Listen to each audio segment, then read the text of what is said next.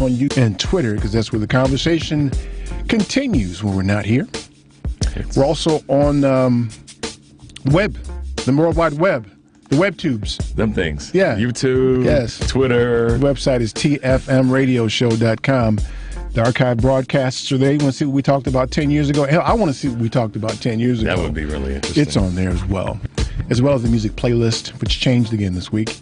And the link to the live broadcast going on right there right now. That's tfmradioshow.com. In the space shuttle cockpit, controlling everything, is our white slave, Devin. There he is. I think he was at the Sox game or the football game last week, man? Yeah, he went to the Bears game last week. Ah. Yeah, how about that? Right. That's one thing I'm not going to do. Nope, me neither. Sitting out in the cold. Hey, man, they can play in neither one of us are missing out on anything. Late June on a beautifully 75-degree temperature change the day. Season to spring or something. I'm not going out there with y'all, man, and do that stuff, man. That's right. Thank you, Devin, for what you do. And the Black Asian dude is here as well. Hello there. You can become a patron of our broadcast for as little as $5 a month.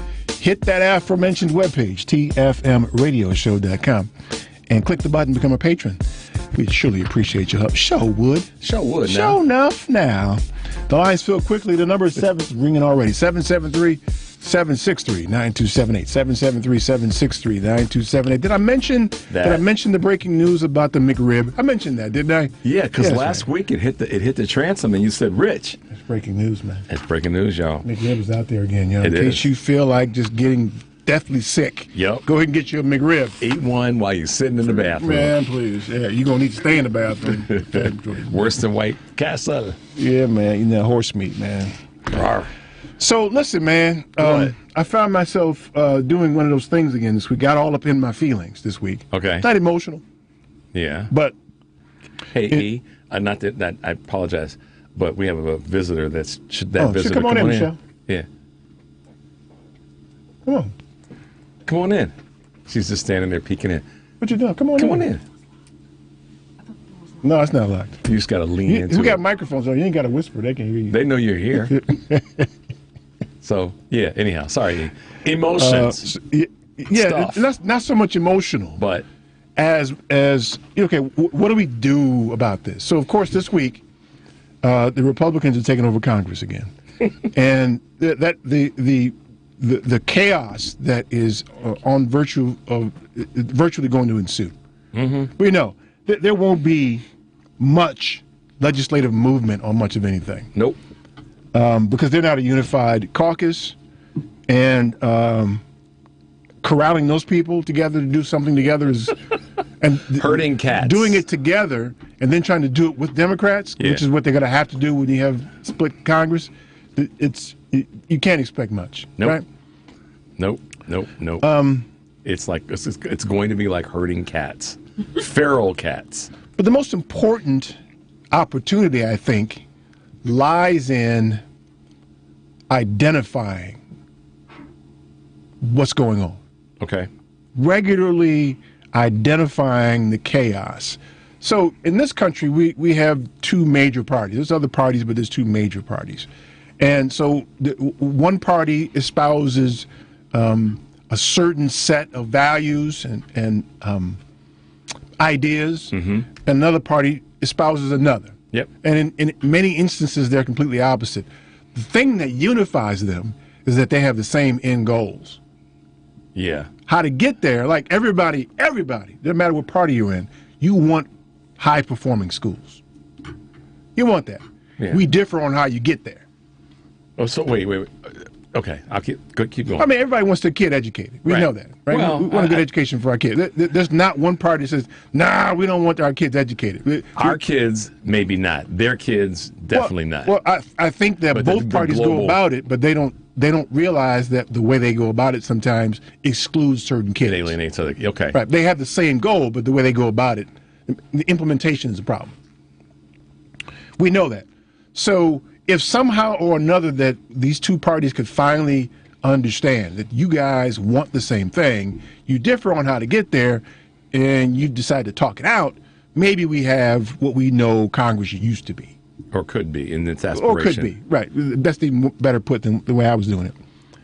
But in the meantime, while you got this chaos, what you're doing is you're creating proof of concept. Let me tell you what I'm talking about. Okay. So you got people here in Chicago. We get this a lot. You may not get this if you don't live in Chicago metropolitan area.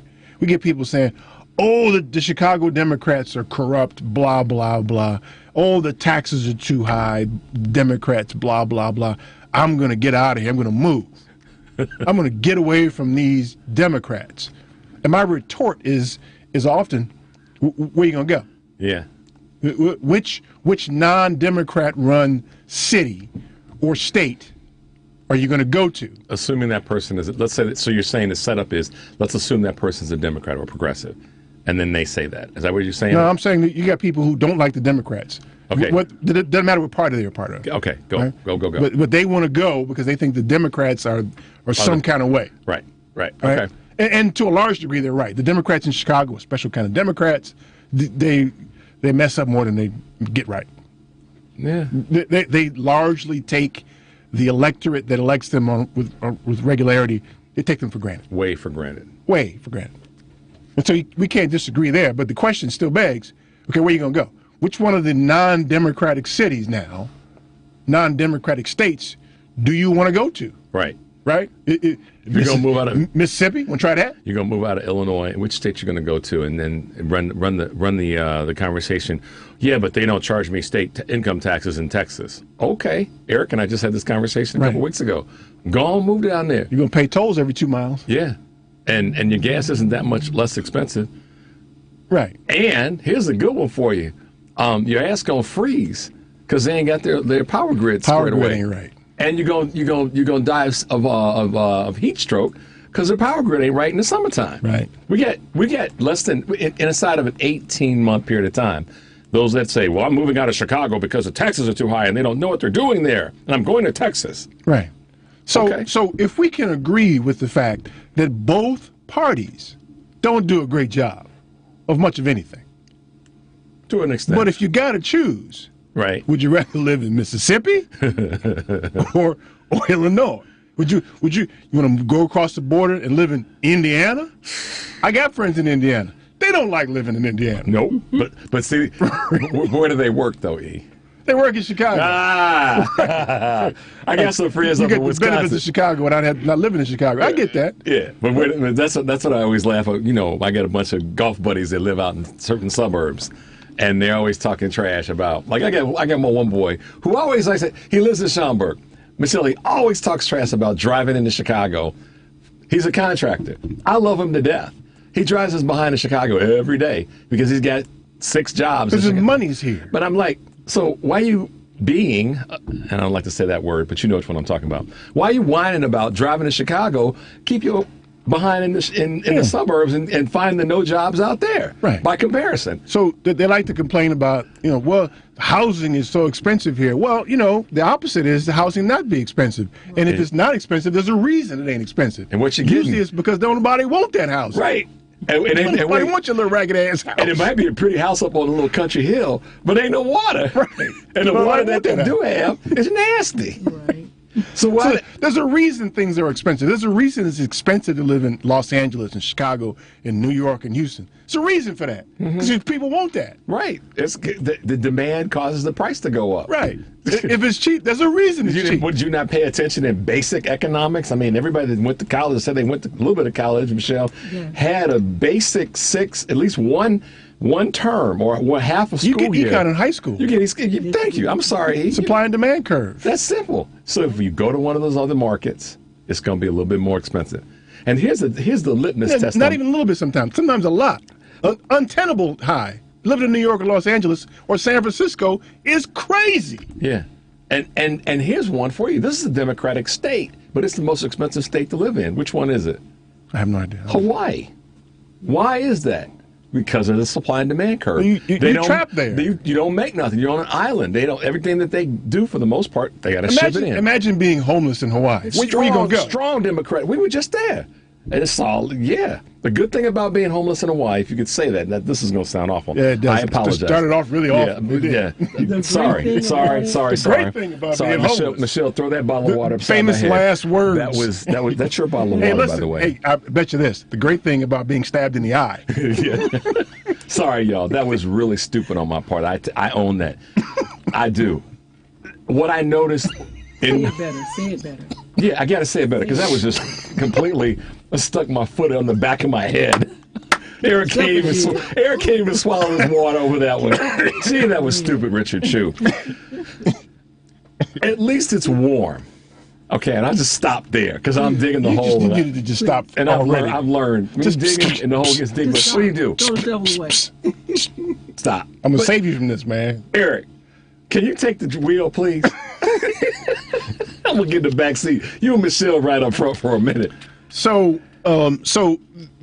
what we're going to get is further proof of concept with what we see from the legislature, the federal legislature, over the next 2 years. We're going to see what it's like when certain parties govern versus what we see from another party. Now, I'm being very neutral. Yeah. I'm not trying to judge one of them. I'm just saying, just take a look, right? Who would you think can get the job done based on what you're going to see, what you've seen the last 2 years, and what you're going to see the next 2 years? I don't know what the answer is, but we get the chance to take a look now. And if you were to put this on a scale of awfulness, you're making up words too. Yeah, got to. Awfulness. Oh, I didn't turn the mic. My bad, Michelle. Awfulness. Thank you. Even better. That takes it to a whole nother. But think about that, Michelle. There's a group of folks that are elected officials that don't do a great job, and then there's ones that do an even less great job.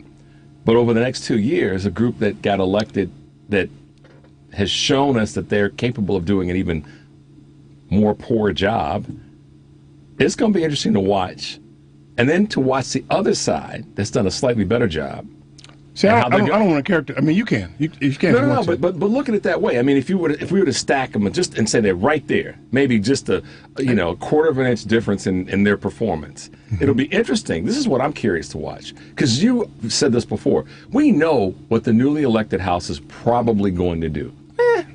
But what I want to see, to your point about our permanent interest, is what will the party that's the minority party, what will they do to still show up, to still say, we're going to still do our work? You know what I mean? Are they going to sit back and just complain all the time that they're not in leadership?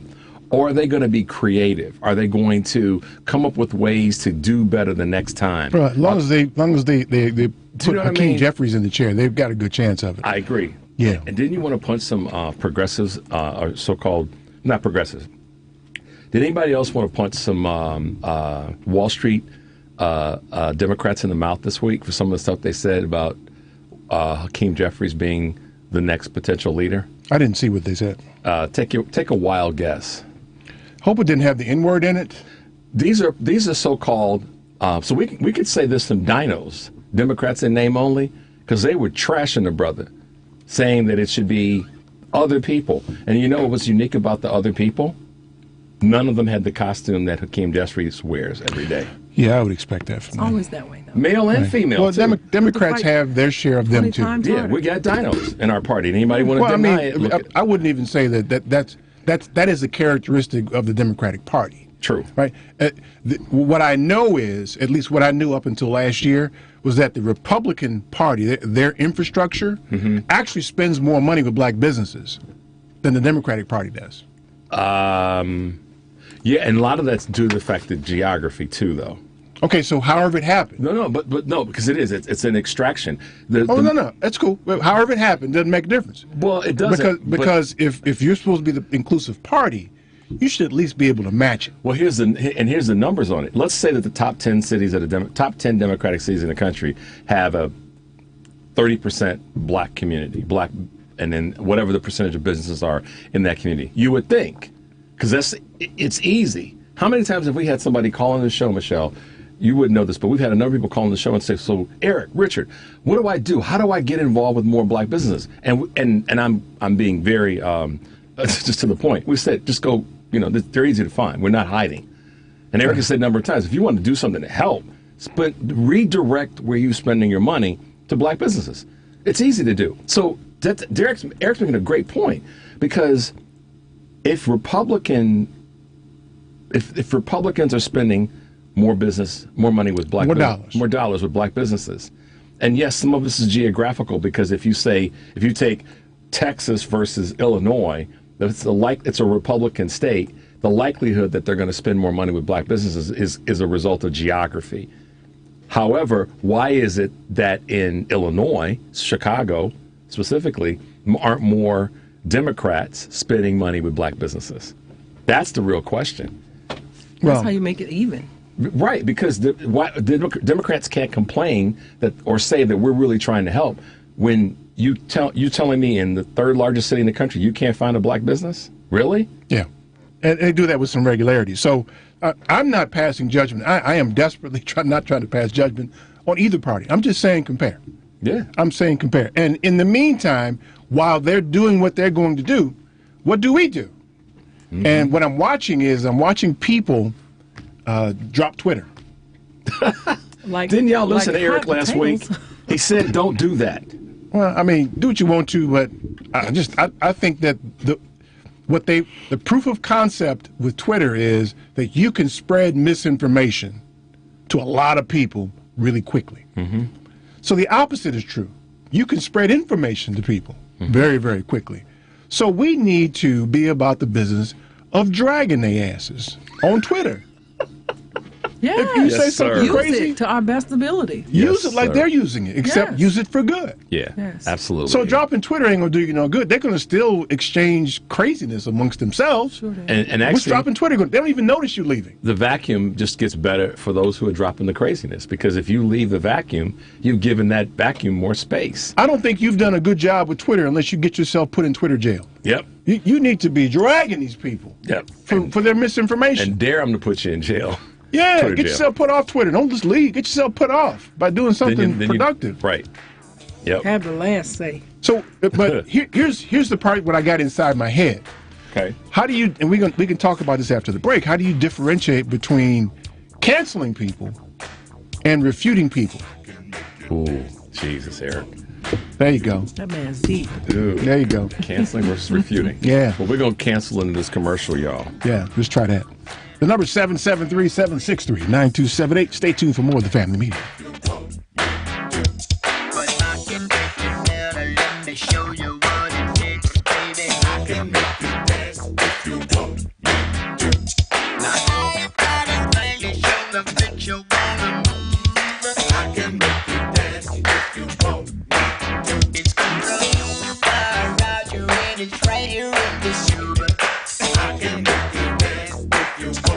I'm Zena Smith, the owner of Masters Plus Tutoring Program, and the Family Meeting will be right back.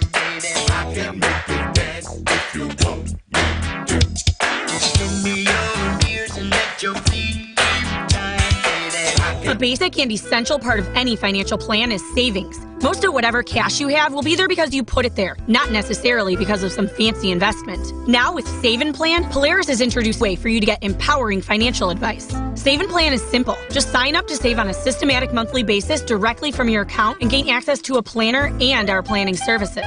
Once you sign up to save, Polaris will help you develop a customized financial plan and give you a real person to speak with. Your dedicated planner is just an email or phone call away. Save and Plan offers empowering advice for everyone. Visit us at polarisadvice.com and call us today at 312-951-2606 or email us at polarisadvice.com. That's 312-951-2606 or email us at polarisadvice.com. Save and Plan, empowering advice for everyone. Securities offered through Lion Street Financial LLC, member FINRA and SIPC. Investment advisor services offered through Lion Street Advisors LLC, registered investment advisors. Hey, Family Meeting cousins. As you know, we've created a Patreon Family Meeting subscription and membership page to include you great listeners in our effort and give you a chance to very economically promote your business, organization, or local event. You can contribute as little as $5 per month to get your message out and support the Family Meeting as a viable voice. We know you appreciate our permanent interest dialogue, get up and dance playlist, and our great guests who stop by. So become a cousin and go to our website, thefamilymeeting.com, and click on the link. Policies issued by American General Life Insurance Company, Houston, Texas. Not available in all states. All benefits are subject to policy definitions, limitations, and exclusions. For details, visit qualityoflifeinsurance.com.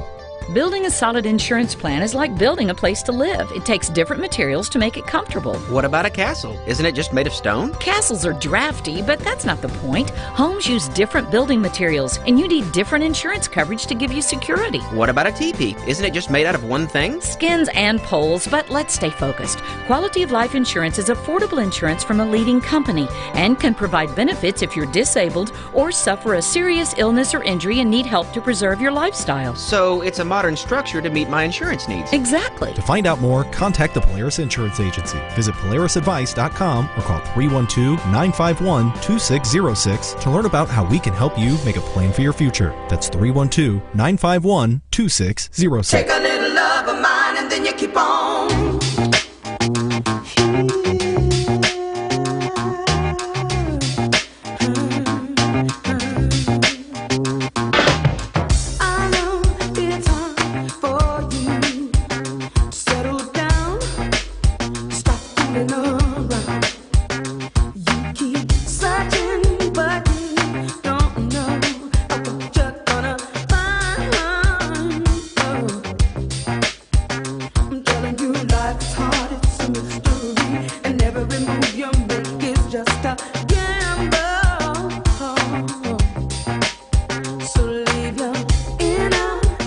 My name is Ron McCullough. Visit my website at www.advancedarmor.com. Welcome back to the family meeting. 773-763-9278. 773-763-9278. So I think there's a lot loaded in that first piece we just talked about there, with the last question being kind of pivotal. Sometimes loaded is good, though, because it does force, it's a strong word, but it does force folks to think about certain things in a certain way. I think so. Load is not always bad, and in this case, loaded is okay because in the context of the simple question, what are they going to do? What are people going to do? How are people going to react and do and plan and go forward? So there's a distinction between your opinion and what the facts are. No doubt. Right, and I think somewhere in understanding that is where you can begin to differentiate between canceling people or having honest disagreements. Mm-hmm. Right. So if the way I go about it is if the underlying facts are wrong, anything you say beyond that don't make any sense. Mm-mm. It doesn't. Well, because there's nothing to, and the facts being irrefutable, you can disagree with the facts all day long. I mean, you can't really disagree with facts, though. No, you can. You can disagree with the facts, not that they're accurate or not. You can disagree. Disagree. You can disagree. Like if someone says about something, whatever it might be, you can go, yeah, but I don't like that. That's disagreeing. Well, with that's it. an opinion, though. If you don't like it, that's your opinion of a fact. And it's disagreeing with it too, because you don't like it. You disagreeing. The word doesn't mean that you're saying it's wrong, or in this case, not accurate. It's that you don't agree with it. I mean, it's not something for you. That's not your opinion. Okay, well, so you're not saying you don't agree with it like it didn't happen. You're saying I don't agree with maybe how it's implemented. So say like there was a law, mm-hmm. right, and it was written, and you might not agree with it, but it is a fact. Correct. So that's what he's saying. A good example. Well, a good example would be enslavement. And no, I don't know it's any. a fact, right? We don't agree with it, but it's a fact. It was a law. Well, so this is using your example. This is where the facts can go off the rails. That the slaves were happy. Right. That's a good. That's not a fact. Nope, it's not a fact. But the law is. But enslavement was the law. Right. So we also there were Democrats that were presiding over and enslavement, advocating for enslavement.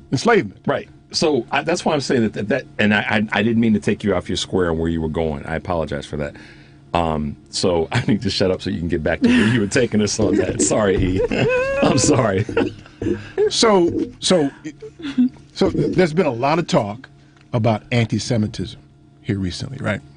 So that's a really good thing to talk about. I think Dave Chappelle, did you guys see his monologue yet on Saturday Night Live? You see that, Michelle? No. Got to see that. Yeah. It's in my estimation, it's brilliant. Brilliant comedy. Yep. Right? But there are those amongst those who like to do this who are calling him an anti-Semite.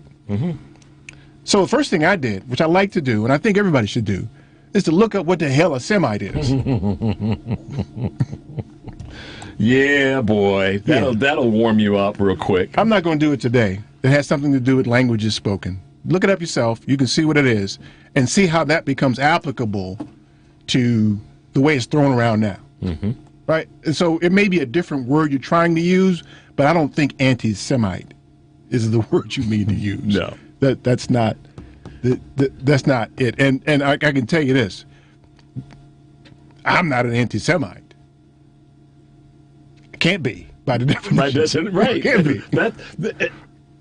And that's at the core of what a lot of this conversation is with Chappelle, with Kyrie, and I'm drawing a blank, but it's characterizing them as. See, listen, I heard a really, really cool, and I wish I had been able to quickly write this woman's name down. A Hispanic woman that was speaking to the fact that basically some people need to shut the hell up about calling black folks anti-Semitic because they call out something that a certain group of people may do, or that or their belief is different with regard to something that of a certain group of people have done. Right. So I'm not going to tap dance around it. We're speaking of our Jewish and/or Israeli brothers and sisters. When we criticize, this is the truth, and correct me if I'm wrong, but you won't be correcting me because I'm not wrong. Not you guys, but whenever I can go back, we can look at time and time again for 50 years, 60 years, that a black person in America calls out something that a person of the Jewish faith and/or Israeli heritage does that is distasteful or questionable, we're viewed as being anti-Semitic. Now, parallel that with when a person that's Jewish or of the Israeli ancestry says something about people who were black in America, you don't see the powers that be get behind and say that person is a racist, that Jewish person or that... because if you do, then they call you anti-Semite. Then they call you an anti-Semite. Right, because you call them a racist. Because that boxes us in so that if we push back as black people, when someone that's Jewish and or of the Israeli heritage says something that's not nice about black people in America, we can't push back. Or anything not nice. Well, right, but I'm saying specifically to the black I agree. Like, for instance, I'm firmly against what Israel's doing to Palestine. Without a doubt. Maintaining an open-air prison and subjecting these people to what they subject them to. And, yeah, they're fighting back, and they probably shouldn't be shooting bombs, but right. It's somewhere in the middle. And all this settlement stuff that's going on, that don't help. No, it doesn't. But that doesn't because. But if I say that, I'm an anti-Semite, right? So that's that's the part right now that's going to be interesting. It's going to be an interesting dynamic to watch because there's been a couple of scenarios that have happened in the last, let's say last year, because I can't time date this, where a black person has said something that is calling out those who are Jewish and or Israeli heritage. Oh, Kanye, that's who I was thinking of. I was going to say that. And I'm not, whether I'm a Kanye fan or not,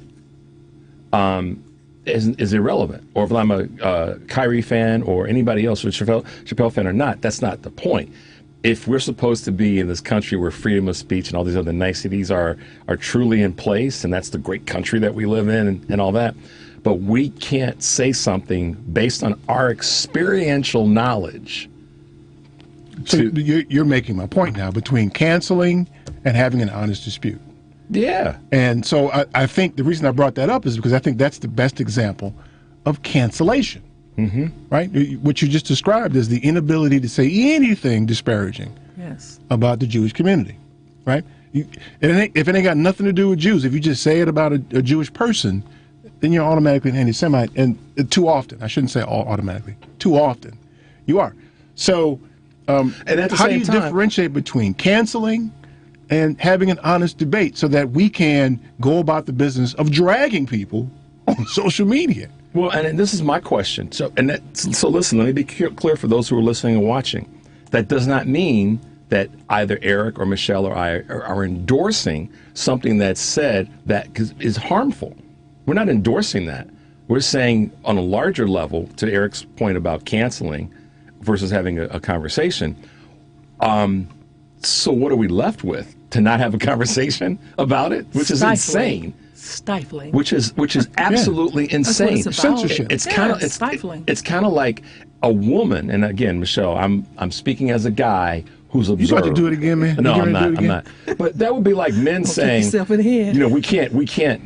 Women can't speak about the hell Certain that we may things. have caused to women, because if they are, then they're being, whatever. Anti-maleism. Right. That's stupid. So that the same measure, I think, should be placed on where we are with this conversation, because the honest truth about it is we can't be anti-Semitic. Not by the definition. Not by the There might be definition. something else you mean to call us, but it ain't that. But it's not that. That's it's a misuse This is of the what we language. are. Misuse of language and labeling everything. Yeah, I mean, It doesn't work. if this thing with Kyrie in the video. You can't okay, say he may have mishandled the. Wait. Hold on a second. I don't even want to talk about Kyrie in this video. Let's talk about the video. Well, that's where I was going. Which is, I'll just get to the point. I don't see Amazon or Jeff Bezos getting dragged. I don't see people canceling. Not like they ain't asking Bezos for no check like that. Not that I've seen. Right. And the last time I checked, for it to be aired, it made it up the food chain with Amazon for that to get aired. It had to. Not saying that he saw it or didn't, but why isn't he getting dragged? Right. And really, that's And kind of why our, should he be? If it's factual. Or if it's if there's If it's factual, why should he be? or parts of it need to be reviewed to have a conversation about. Yeah. I haven't seen it, don't intend on Neither seeing do it. I. But if for some reason it's something that offends you in there, say what it is. Bingo. Or stop having soft skin. That's where the conversation is, though. That's to That's Eric's what I'm point thinking. about the conversation needs to be, what is it that's in there that's offensive and painful and harmful? Because I'll tell you if I see something that's offensive to So me. let's just have that conversation rather than just having, that person's an anti-Semite, or that person's a sexist or a racist. Or we need to completely get rid of it because we don't agree with it. Correct, to Eric's point about canceling. But if you're going to use the term, look up the definition of the term before you start calling people that. Right. Well, I think I should look it up. Because now you got me listen, interested. I learned a long time ago. My mother called me out on this one. She said, "You need to stop saying everybody's prejudiced." I said, "Yeah, why?" She said, "Because everybody's prejudiced." Everybody's She prejudiced. said, "Look up the word." I don't want. My mother said to me, Prejudging. Michelle, "I don't want to hear that word come out of your mouth again until you can tell me the definition of the word." And Bertha didn't play. So I checked it out. I found out the real definition. I've been here. When we were growing up at the time that we did, and yes, I'm older than y'all, but growing up at the time that we We did. didn't grow up when he did because he's much, much, much older than us. Father Time. That's right. Father Time's my friend. You ever seen the black and white videos where he run around real fast? He was in those. I was in those. The soundless ones? I was I was editing those. But no, my mom used to say, you need to Keystone Cops. Get the definition of that word before it comes out of your mouth again. Get the definition of all the words before you start doing that. Yeah, because I stopped calling people because what she was making me do. So what that means is that people are painting you to be something that you're not, and it's based upon what their definition of the word is. If no one knows what the meaning their is, ignorance. right? Or they're just using the wrong word to describe their experience with And you. whatever that means to them, that's what it will mean. Let me tell you the importance of that, right? Knowing what you're talking about is important to having a progressive conversation. Yes, it is. To use the right words is important for understanding. It can't happen if you're running around. For instance, the Republicans love to call a Democrat socialist. Okay. Okay. So should we get rid of Social Security then? I mean, all insurance should be go by. I mean, if you know what the definition of socialism is, you know that this country regularly engages in socialist policies, and nobody's died, and the country hasn't been turned over to some dictator or anything because of it. So stop that. Our biggest successes as a country are based on, if you look at the definition of socialism or socialist policies, some of the biggest successes that we've all been afforded, irrespective of political gang, culture, age, have benefit. The part of our community. The EPA is arguably a socialist agency established by Dick Nixon. Good old Tricky Dick. Yeah. A lot of people don't know that though, E. So I know, yeah. So I mean, let's stop with that. So all it does is it's an attempt to scare people. socialists. They start clutching their pearls and wringing their hands. You don't even know what it means. Yeah. Just afraid. And here's the thing. What it does is it stifles conversation. Yes, it does. Because everybody goes to where? Their little corner, their little world. Right. But the same thing happens when you call somebody a racist, though. The same thing happens. So that's not to say you're not racist or you're not a socialist, but if you're going to use the term, use the right damn term. Use the right word. I mean, listen, Eric, as long as I've known Eric, he's always tilted his head when people go down the road of the frankly stereotypical, non-definitive use of the word they. Oh, yeah, I don't like they. That's almost as bad as buddy. Who is they?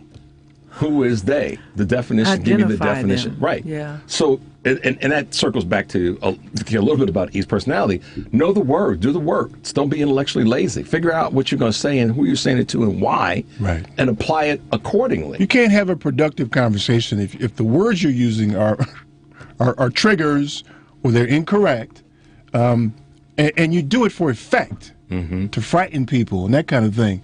And you're going to find out over the next 2 years who really wants to engage and who doesn't.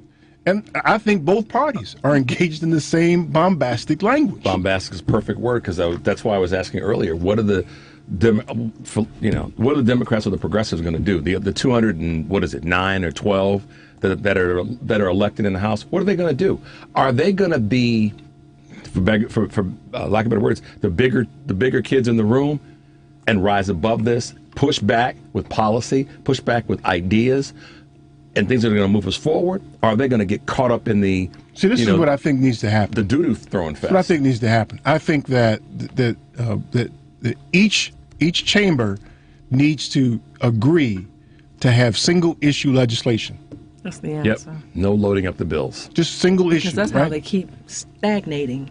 Yeah, and then and they don't get anything done. You got 10 items in this bill, and 9 of them you like, and the one you don't makes you vote no. Right. Or it gives you an excuse to vote no. Or to just keep delaying and sending it back for revision. No. Yeah, that doesn't work. Not at all. The only way you get through this thing is to do that. And you couple that with those of us who are in the know. I like to characterize us as in the know. Without a doubt. Dragging people. Right. You can't talk crazy stuff on the internet, social media, whatever, without being addressed. You need to be afraid to say something crazy because we're coming at you. Yep. So straighten it up. Yeah. Straighten it up. That's right. We can't have that.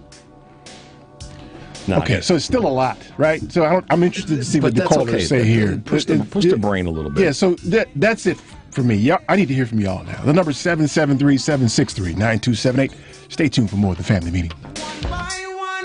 I don't wanna get too serious. I just like having fun. Yeah. I just like having fun.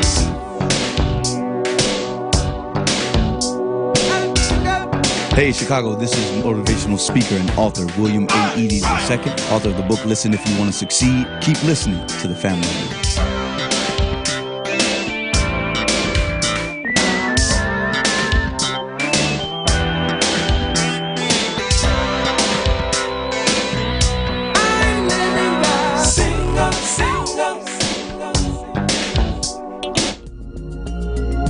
The reason that it's important to advertise on the Family Meeting is that we have an economical way of reaching a great audience. One could say it's not cheap, but what we like to say is that it's an effective buy for a business or an individual who wants to reach a quality audience. The reason that it's important or a good place to advertise is that our cousins love to patronize. I'm Richard Chu, also known as Bad, the Black Asian dude with the Family Meeting. For more information on advertising on the Family Meeting, you can reach us at info@tfmradioshow.com. That's info@tfmradioshow.com. You can also contact us at area code 708-794-6444, 708-794-6444. Do you have a pain that won't cease? A health issue that's not getting better? It may be time you visited Health on Earth Wellness Centers. With over 20 years experience, 4 Chicagoland locations, and patients that range from 2 months old to 93, Health on Earth Wellness Centers are fully prepared to meet all your chiropractic needs. We have state-of-the-art facilities in Crestwood, Tinley Park, the South Loop, and Naperville. Don't let being healthy be your last resort. Make it your first choice. Make an appointment today at healthonearth.org. That's healthonearth.org. A 2016 study estimates that 13.1 million Americans were victims of identity theft that year. Fight back against identity theft by signing up for Identity Guard. Identity Guard monitors your credit and identity information with alerts that can help you respond quickly if certain changes indicating fraudulent activity are detected, as well as help protect your computer from viruses, keylogging, and other serious threats. Plus, with Identity Guard's dynamic credit management resources and tools, you will have helpful information as you make better financial and credit decisions. Identity Guard includes $1 million identity theft insurance and lost wallet protection, and more if you ever do become a victim. Protect your ID by visiting lookaftermyid.com. That's lookaftermyid.com to securely sign up for Identity Guard today.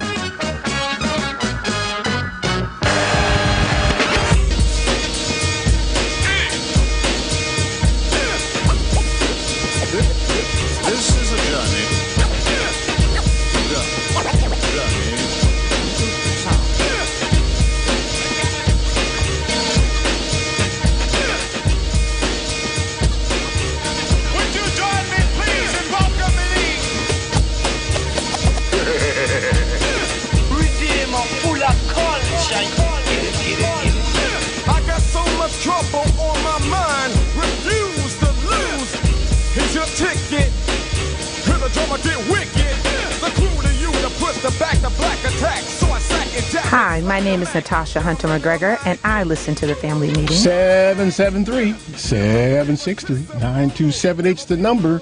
Yeah, I'm interested to hear now, because I know it's a big bundle of confusion that we presented so far. It's confusing to me. Although I'm presenting it as confusing. It ain't really confusing to me, because your boy he's gonna drag people anyway. Yeah, it don't make a difference. Sorry, just getting this thing right. So I'm gonna drag people. So I'm interested to hear what y'all got to say. Let me start with my man Jim calling from Chicago.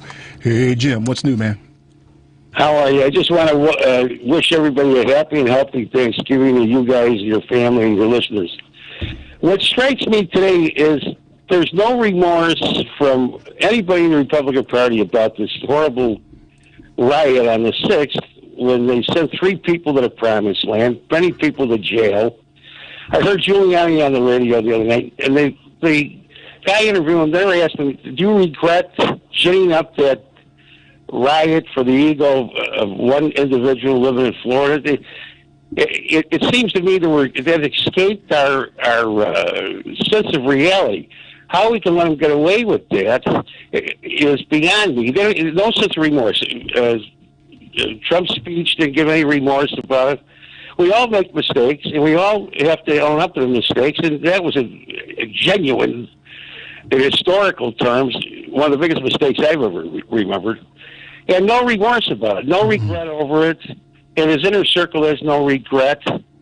And that strikes me as very, very strange. And the Republicans don't even bring it up.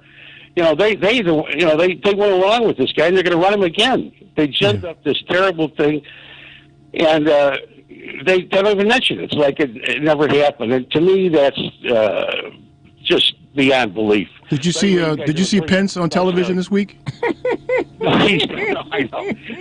He's something. The rope burrs must have wore off. I was looking at his neck and see if he's something else. That guy, something else. He's something else. Yeah. You're right, though. They have no remorse. They don't really care about that. And in fact, their party line now is the American people would like to move on from that. Yeah. Really?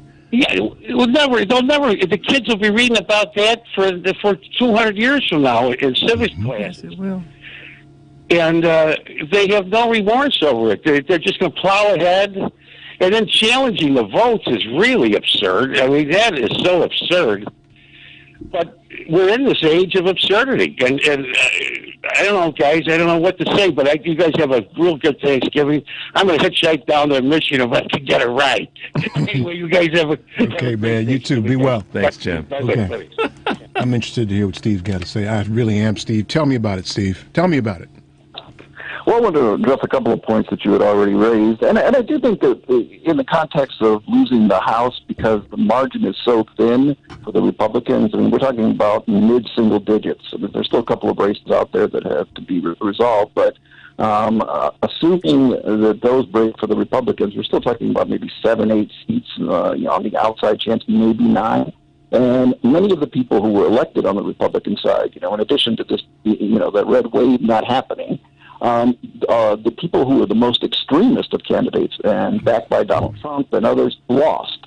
So more moderate people won. So in the case of us holding the Senate, which we will be able to do, and obviously holding the White House, that means that you can convince possibly, a handful of Republicans to vote with you on any number of issues, because many of them come from places where they barely won. And these are not populations that support it. Do you believe that, Steve? Do you believe that they'll do that? Well, no, I believe it's possible. Here's the thing: if you had a 30 seat lead and you were in power in the House, then I think you could pretty much deny anything. Yeah, but it's still possible for me to dunk a ball, but not likely. After all that you've seen, you think that it's possible still? Well, okay, this is my point: that there are a half dozen reasonable Republicans, especially now that are in the House of Representatives, who might be swayed to vote on, again, things like funding of education, infrastructure, research and development. Not anything crazy. I'm not talking about anything extreme that the Democrats want to necessarily push through, especially progressive Democrats. But there are things we can have movement on. The other thing in terms of a victory is simply not having things rolled back. The Republicans are not in a position to roll anything back that's been passed, which is a good thing. And sometimes just holding your ground until 2024 is a good thing.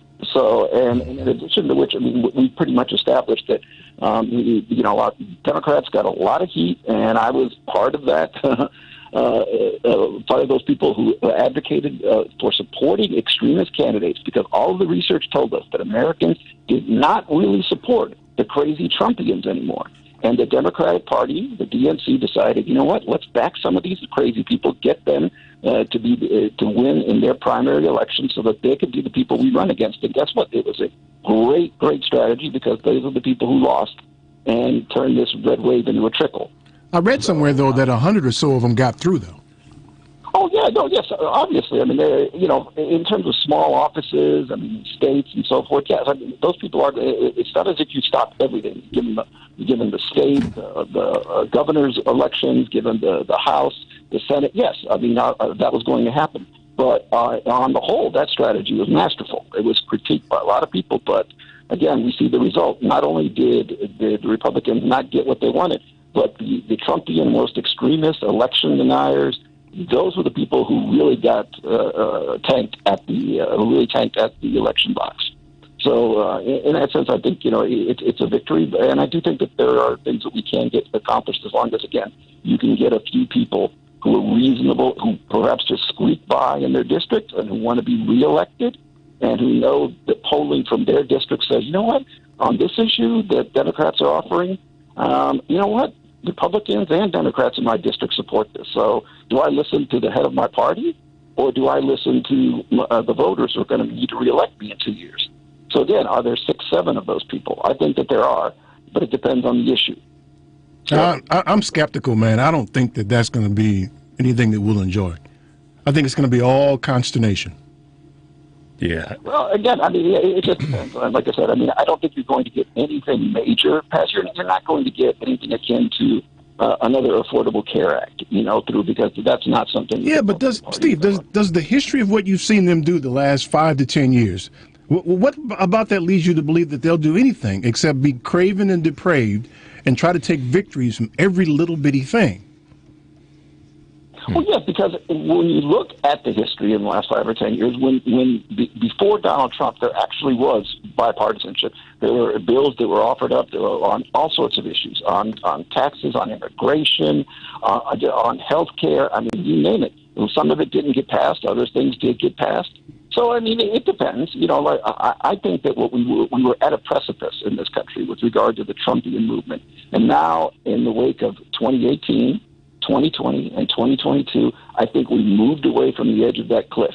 And Americans have said, you know what? These people are crazy. There are still some of them out there who believe this. They'll go to their grave swearing that Donald Trump won in 2020 and believing all sorts of QAnon nonsense. You sure you're not just being hopeful here? No. I mean, this is what the data from the elections shows us. This is what the exit polling shows us. This is what, again, these people did not win. The Trumpian message was the one that they were hoping was going to win in all of these states, and guess what? It didn't happen. So a few of them did win, but again, and this week and the last week and a half or so since the election, you have seen more and more Republicans come out and say, you know what? It's time to move on from the Trump, from this movement, and they are fearful as all hell that Donald Trump is going to be the nominee in 2024 because somebody else. I despise Donald Trump, but from the standpoint of politics, he is the best thing that could happen to us if he were to get the nomination. There's nothing about the last 2 years that has rehabilitated his image such that he could be the winner running against Joe Biden or anybody else in 2024. Now, Ron DeSantis scares me. So, yes, I despise Donald Trump, but the idea that that's who they're going to nominate and they think that he's going to win, that this is what the intellectually honest in the RNC are talking about. They are running away from Donald Trump finally and talking about the need to move on beyond him. I'll bet you $5 2 years from now you'll say you were wrong. Well, I mean, that could be. You know. No. Put your money where your mouth is, man. Put your money where your mouth is. Come on, Steve. $5 money on the table. And I agree, because anybody who tells you that they have a crystal ball into this and know what's going to happen is lying to you. The people get paid to do this, professional political operatives and pundits, and they always have to pick something like it's a sports team, like it's a competition, as opposed to being honest about it and say, you know what, in the end, I'm just giving you an informed guess. Because anything can happen. Because I don't know what other things can interject. You can back away from it now. I mean, when George Bush got elected, George Bush Jr., the only thing that got him reelected was 9/11. And a country that was scared. But of course, nobody could have predicted that. And absent that, then I don't think George Bush is president in 2004. But you see, those are the things we don't know. What happens with the economy? Yeah. What happens with all sorts of other things? So yes, we don't know what we don't know. Thanks for your insight, man. We appreciate you. Thanks, Steve. Have a great week. Okay. I think he's going to owe me $5. That's Maybe what I so. think. Probably so, man. I think he's going to owe me $5. I don't think they'll straighten up their behavior. Oh, no. They haven't proven they're not anything do like that. They can't. When 100 of the... It's impossible. And let me say something. I'd be happy to be wrong. Sure. I'd be happy to pay Steve $5. I prefer I'm to going be to give it to him in 500 pennies. Yeah. In a bag, in a Crown Royal bag. No, a Ziploc baggie. Oh, there you go. They might bust open there and get some pennies back. Don't spend it all in one place, right. Tune into the... Oh, damn. It's okay. We're still here, y'all, for another hour. Eric is just... He had fat fingers earlier. Now he's got like... You ain't got to give him the whole damn story, man. Damn. Yeah, I'm just backing you up, man. 773-763-9278. Stay tuned for more of the Family Meeting. Each night I pray there will never come a day when you up and take your love away. Say you feel the same way too, and I wonder what it is I feel for. Hi, this is Tommy Nelson. Visit me at A Custom Cabinet Design, Facebook.com. Keep listening to the Family Meeting. Polaris is introducing a way for you to get empowering financial advice. Save and plan. If you are like a lot of people, you'd like to work with a financial planner, but don't know if you earn or have enough to invest. Save and Plan will allow us to work with nearly anyone from young professionals to retirees looking to travel the world. Save and Plan is simple. Just sign up to save on a systematic monthly basis, directly from your account, and gain access to a planner and our planning services. Once you sign up, Polaris gives you a customized financial plan, a real person to speak with, and information to help you make good financial decisions. Your dedicated planner is just an email or phone call away. Save and Plan offers empowering advice for everyone. Visit us at polarisadvice.com. Call us today at 312-951-2606 or email us at polarisadvice.com. That's 312-951-2606 or email us at polarisadvice.com. Save and Plan, empowering advice for everyone. Securities, insurance, and advisory services offered through FSC Securities Corporation. Member FINRA SIPC. Insurance services offered through Polaris Insurance Agency, Inc., which is not affiliated with FSC Securities Corporation. Hey, Family Meeting cousins. As you know, we've created a Patreon family meeting subscription and membership page to include you great listeners in our effort and give you a chance to very economically promote your business, organization, or local event. You can contribute as little as $5 per month to get your message out and support the family meeting as a viable voice. We know you appreciate our permanent interest dialogue, get up and dance playlist, and our great guests who stop by. So become a cousin and go to our website, thefamilymeeting.com, and click on the link.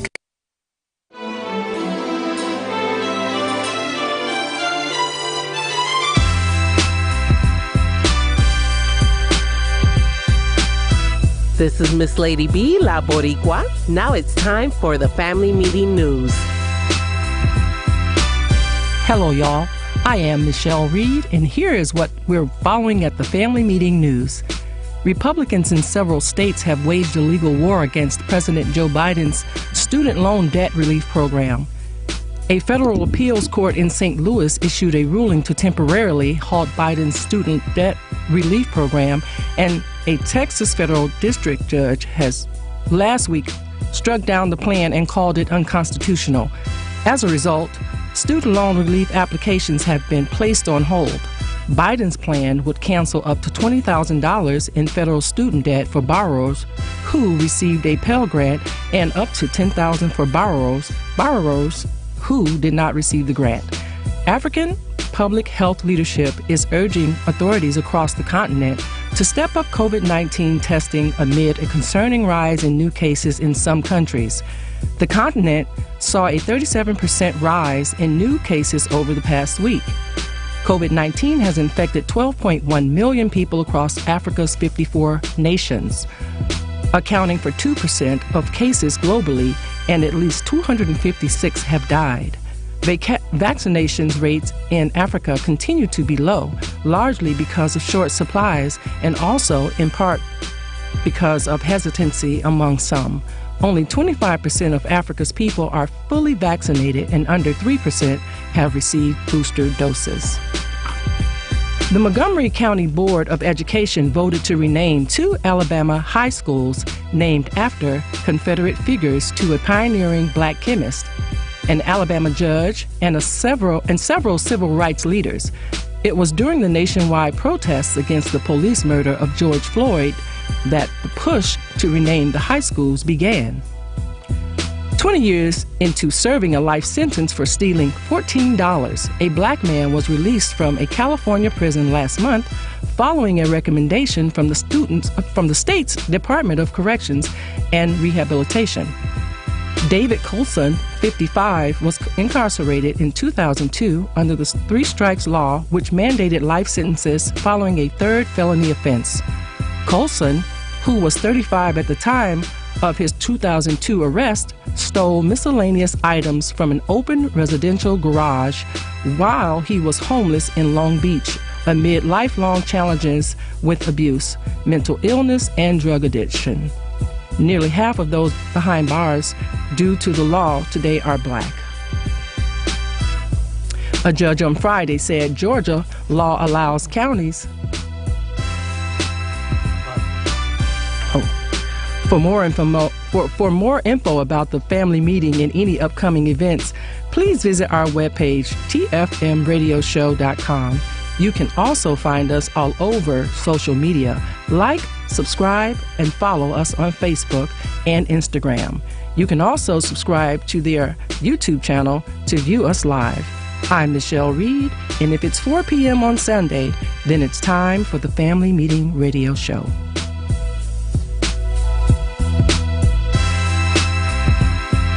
Joan Esposito, live, local, and progressive on WCPT Willow Springs is powered by ComEd. Lower your energy bills and reduce your carbon footprint with the ComEd Energy Efficiency Program.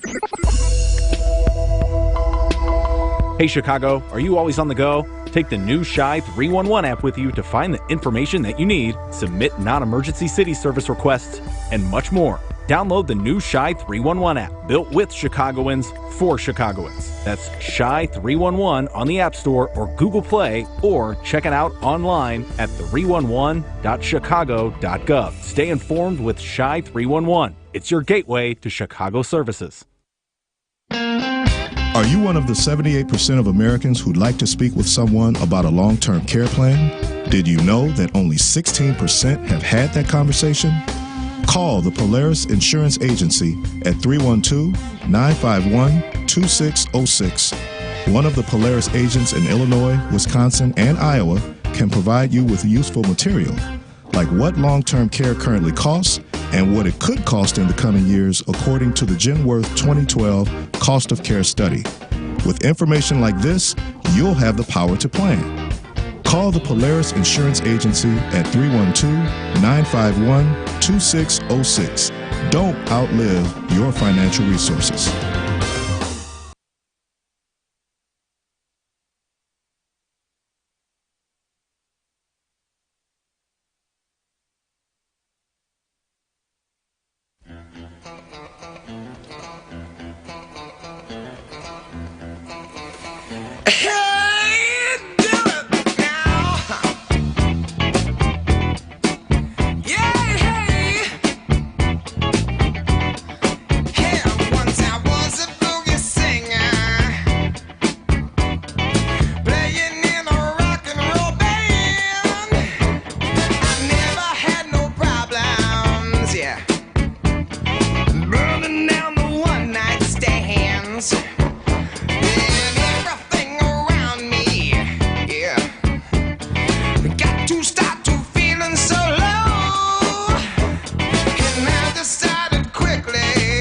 Yes, I did.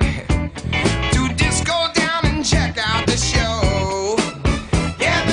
Hello, this is Kevin Pitts of Performance Consulting Group, and that is performanceconsultinggrp.com. Welcome back to the family meeting. 773-763-9278. You know, I keep telling myself, whenever I hear this song, that I need to look up Wild Cherry and see what that band, what else I don't know any other music by this band. Nothing that had this sort of success. Yeah. Whatever. So I keep meaning to look them up, and I always forget, man. I got to put myself a reminder. Man of a certain age. I was just yeah. Beat you to it, see? Yes, he did. 773-763-9278. So, listen, man. Y'all cannot. That's me giving orders. I can't say that. You should not get off Twitter. No. Shouldn't get off Twitter. You should get yourself kicked off Twitter. For saying the things that keep people, not in line, but keep people from just getting away with saying craziness. Yeah, because now they're inviting the other dude back to be on there. I don't know if he will. First off, it would be stupid for him to do that because he would undermine his own company that he has, a social media company, but he's just stupid enough to do that. Sure he is. And so is a dude. And vain enough. Right. And so is the dude that just bought Twitter, just stupid enough to, I mean, once again, this is in that vein or in the lane of how do you bankrupt a casino? How do you do that? Yeah. How you bankrupt a casino? Unless you're just a blithering idiot. Right. Okay. One. So how do you bankrupt a social media outlet that is that just cruising along, doing fine? We're watching that happen right now. And all you got to do is sit back and let that happen. We're watching that happen right now. So Eric, listen. This is using your definition of certain thing, and this is stupid A guys ideas. Dumb white dude ideas. Dumb white dude ideas. I mean, how you bankrupt a casino? How do you bankrupt or about to bankrupt a company that's just cruising along doing fine? Maybe if you want to tune it up a little bit, maybe. But first of all, if you got that much cheddar, go put that money toward. He would have been better. Michelle, he would have been better off going out and starting yet another car company, because he's already got a channel of distribution and a method the blueprints are there to do that again. Even though he didn't create none of it, he has the blueprints. But he's got the blueprint. But to go out. How about this though? How about feed some hungry people? Yeah. Think of all the goodwill that you would get. Everybody would want a Tesla if you went out and made sure everybody wasn't homeless anymore. Right. $44 billion should just about do it. You'd have twice the amount of money that he has if he had said, "Oh, I know how I'm gonna grow my wealth. I'm gonna make sure all the people who could benefit from some sustenance and all the rest suddenly are in a better spot." Yeah. How about just give them all jobs? And give them all jobs. Right. You have a labor issue. Train these people that you are disparaging, and help you grow your business. That's not who he is. It's not. You're right. That's not who he is. It's not who a lot of them are. In fact, that's not who this country is. Nope. As much as it wants to say. This country's history is of rich white men convincing poor white people and others they're doing good to do their bidding. And you're doing good, son. Right. Now go out there and take care of the nachos and the left-handed people that are tall that can play basketball. Right. So I finished. Let me insert something here. I finished Souls of Black Folks. Finally, again. I'm not going to even add any adjectives. Just read it. Yeah. But now I pivoted. Now I'm watching I'm reading Black Reconstruction. Mm-hmm. W.E.B. Du Bois again. And just the story see, what's interesting about that book is W.E.B. Du Bois' writing, and I'm sure it shows up in other people's writings from that time period, is he's living it, and he's describing it for me. It's not some people saying, "Hey, listen, the slaves were happy." Yeah. He knew the damn slaves. He'll tell you if they was happy. Mm-hmm. He was there. Right. Firsthand. He can tell you what was going on in the country right then and how he and others he talked to felt about it. Mm-hmm. And it's bleak. Well, and that's why. Listen, I mean. But wait. I'm sorry. One last thought. Sorry. That's where I got the notion that he said the history of this country is of a rich white man convincing everybody else to do their bidding. Mm-hmm. And the most recently, I just finished chapter 3. He's talking about how the Civil War happened, and he's there. Mm-hmm. He was there for that joint. He knew the soldiers. Right. He was there. So he's talking about what he knew happened. And this is what he said. So you own, it was a poor business model to enslave people to do your work. Because now, as much as you want to abuse them, you can't. Because they're assets. And if they can't work, you lose money. Yeah. So you're forced to take care of them. Right. You can't fire them. They've got a job for life. Right. Right. So you'd have been better off paying a minimum wage to at least to a poor white person or to these black people, and being able to fire them. Right. If you got an old black person who can't work anymore, what do you do with them? Yeah. Do you shoot them? Well, we know what do you do? Hold on. Wait. We know what they did. We know what they did. They looked at, when we talk about the quote unquote the retirement age and who goes off to wars and battle and all that. We know the cycle of what enslavement, what slave owners did, to save the words. We know what they did. Right. They went out and they raped they raped black women. Well, I'm talking about old black women now, though. But they weren't raping the old black women. But my point is, rape to backfill. Yeah, but my point is now you got to take care of this old person who can't work anymore. Right. You basically have to put them. They become a pensioner. Yeah. For the person. Yeah. Without a pension. Without a pension, right. You got to give them housing and maybe put them to work cooking or something like that, work them to death. But his point was that the war started because they were pursuing a failing business model that they couldn't make work. Right. And they couldn't convince enough, and they were able to convince the poor whites to go fight the fight on their behalf. Mm-hmm. Yeah. And here's the part that was interesting to me. It's the last part of the chapter 3. So that whole class, that elite class of he called them planters, plantation owners, basically. They lost all their wealth. And the people who, the poor whites, because they were more industrious, they became the next leaders of the South. Now, they had already been convinced that black people were subhuman. Because that's what the planters told them. The planters basically showed the white poor people how to replace themselves. More or less, yeah. That's what they did. Except they were more industrious. That's because, for that reason, they were able to replace them. They were more industrious than the planters, but not the black folks who were enslaved. They weren't more industrious. But they hated the black people who were enslaved by victim of the slave by the planters. Yeah. Right, and so here's the other part. The northern whites according to Du Bois, were upset with the black people because they would take lower wages. Yep. They would work for lower wages, so they were undercutting their pay. Mhm. That's why the North wanted to fight it, because you were undercutting wages. Right. So the only way to stop that was to have a war to stop enslavement, which would have then, in the northern, and this is a lot of people don't know when they talk about, so do the research, would have leveled the playing field, so to speak. But to your point for your question last week, you had all these people who had been enslaved, but no place to go because they hadn't actually been properly trained and how to live a life outside of this being beholden to their master. Right.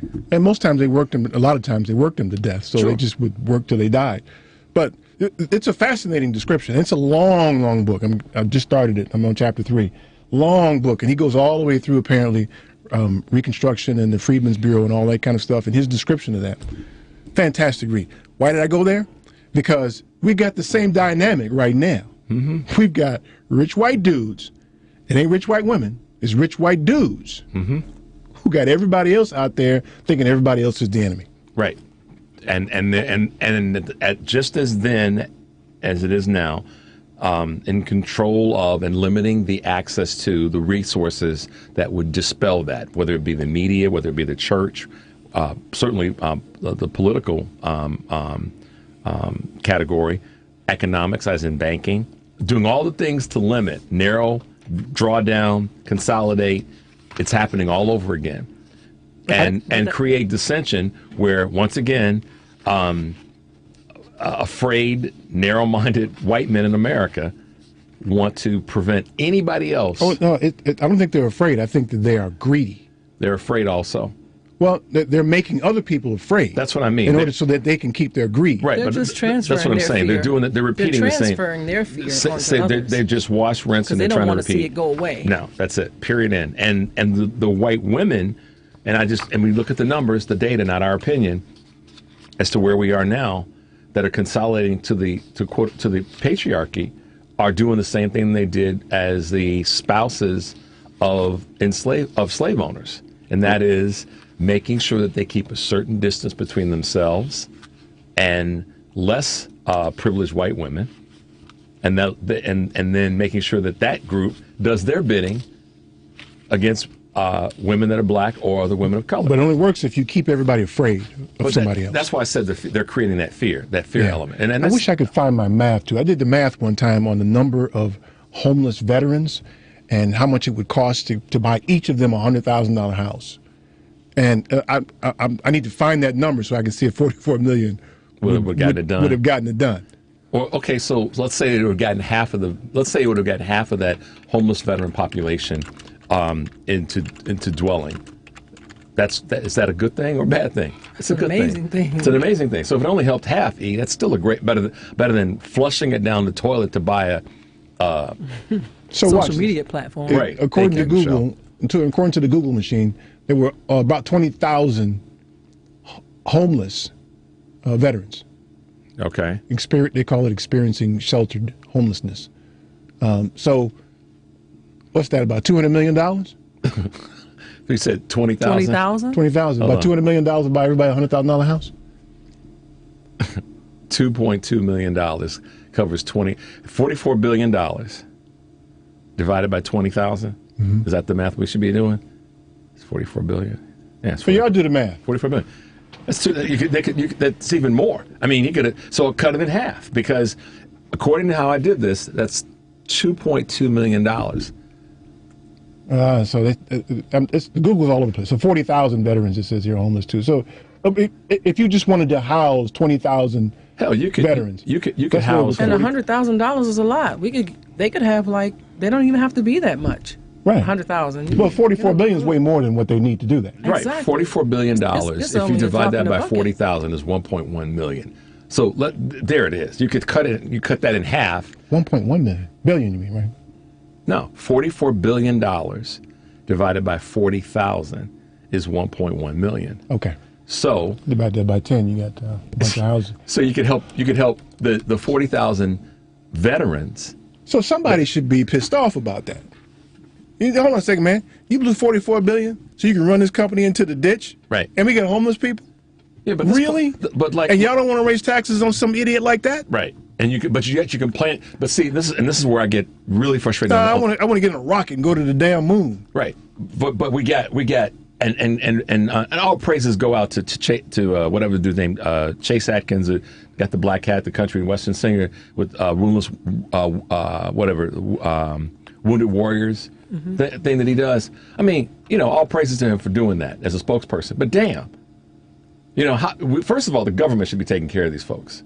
But if you go flush $44 billion down the toilet, I know it's not cash. It's probably some combination of stock and debt or something like that. Cut it in half. Well, I mean, assets.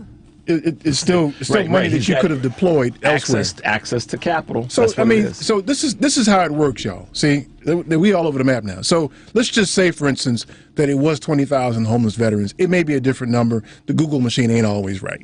All right, we know this, right? Let's just say we want to house 20,000 homeless veterans, right? What happens now that these homeless people have housing, right? That's one of the reasons you can't have work, because you don't have a mailing address. Yeah. Right? So now you've got some stability. You got a mailing address. Now you can go out and apply for jobs. Now what happens? Yeah. You've inserted them into the economy in a meaningful way. They are paying income taxes. It grows the treasury so that you can use that additional money to help more people. And at the same time growing your business. Exactly. Doing good. And doing good. So there's a benevolent part to it, but the benevolence kicks back more money into your business. You can expand in other directions. It spins the economy. It just does. And this is probably, for me, one of the core frustrations I have with when I hear guys, and I'm talking about, I'll give you an example. Earlier this year, back in June, I was playing golf with three buddies of mine, and one dude went down this stupid path about, the Democrats are screwing up the economy, blah, blah, blah, blah, blah. So in early June, we were all kind of trying to figure out where we were with the economy, inflation, the markets, all separate issues. And I said, look, man, we're out here you're out here whining about the Democrats. He tried to call himself a moderate, Michelle. I said, no, you're not. Just call yourself a Republican. Don't pretend like you're moderate. I'm trying to ride the fence. Right, just pick a side. And I said, because if that's the case, then how many people out here are not being helped by what Eric just said, the flip side of that? How many of these so-called people who are complaining about their state of life? I said, dude, we're out here playing golf. And you're complaining about what the Democrats are doing to the economy and Republic. We're playing golf, dude. Come on, man. And he didn't have nothing to say, because there is nothing to say behind that. And that's where the frustration is, because to Eric's point, we have so many people out here who are complaining about what ain't happening right with the economy and things that we see. But they'd rather cancel somebody than get in and dig in and have a conversation about how to fix the issues. Simple as that. It really is. Okay, listen, I see Doris is next. I see you holding Doris. Stay tuned for more of the Family Meeting.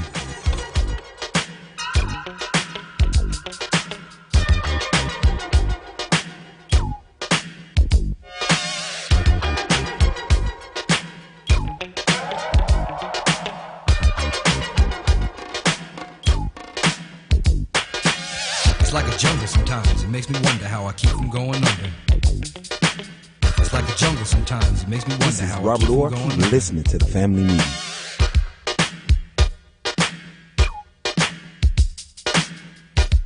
Itsashort.com. The website is itsashort.com, spelled ITSASHORT.com. We are the best designation on the internet for award-winning short film, video, and web series. Artists are from all over the world. They are award-winning from various festivals, but you can find us at info@itsashort.com, customer care at itsashort.com, and we'll get back to you straight away.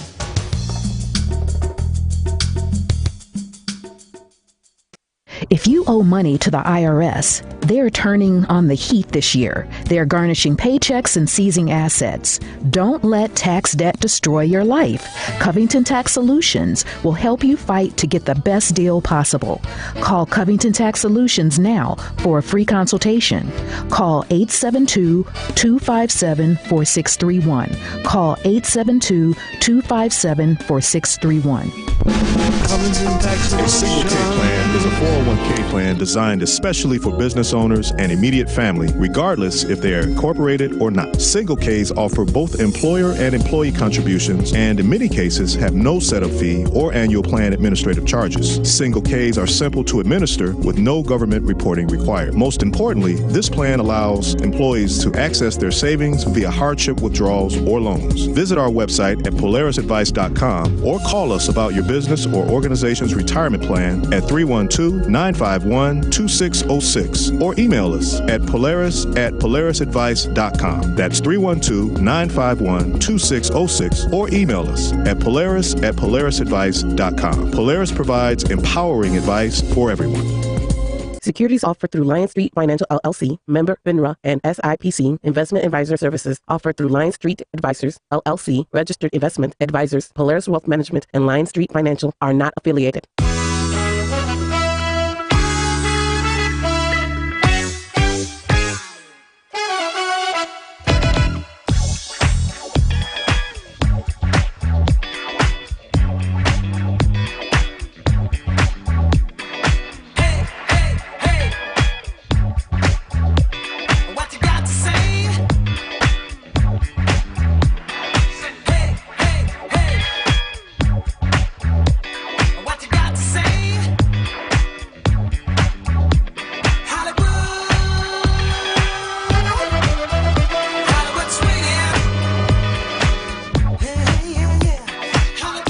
My name is Justin Johnson. I am a student at Howard University, and I listen to the Family Meeting. Yeah. Number 773-763-9278.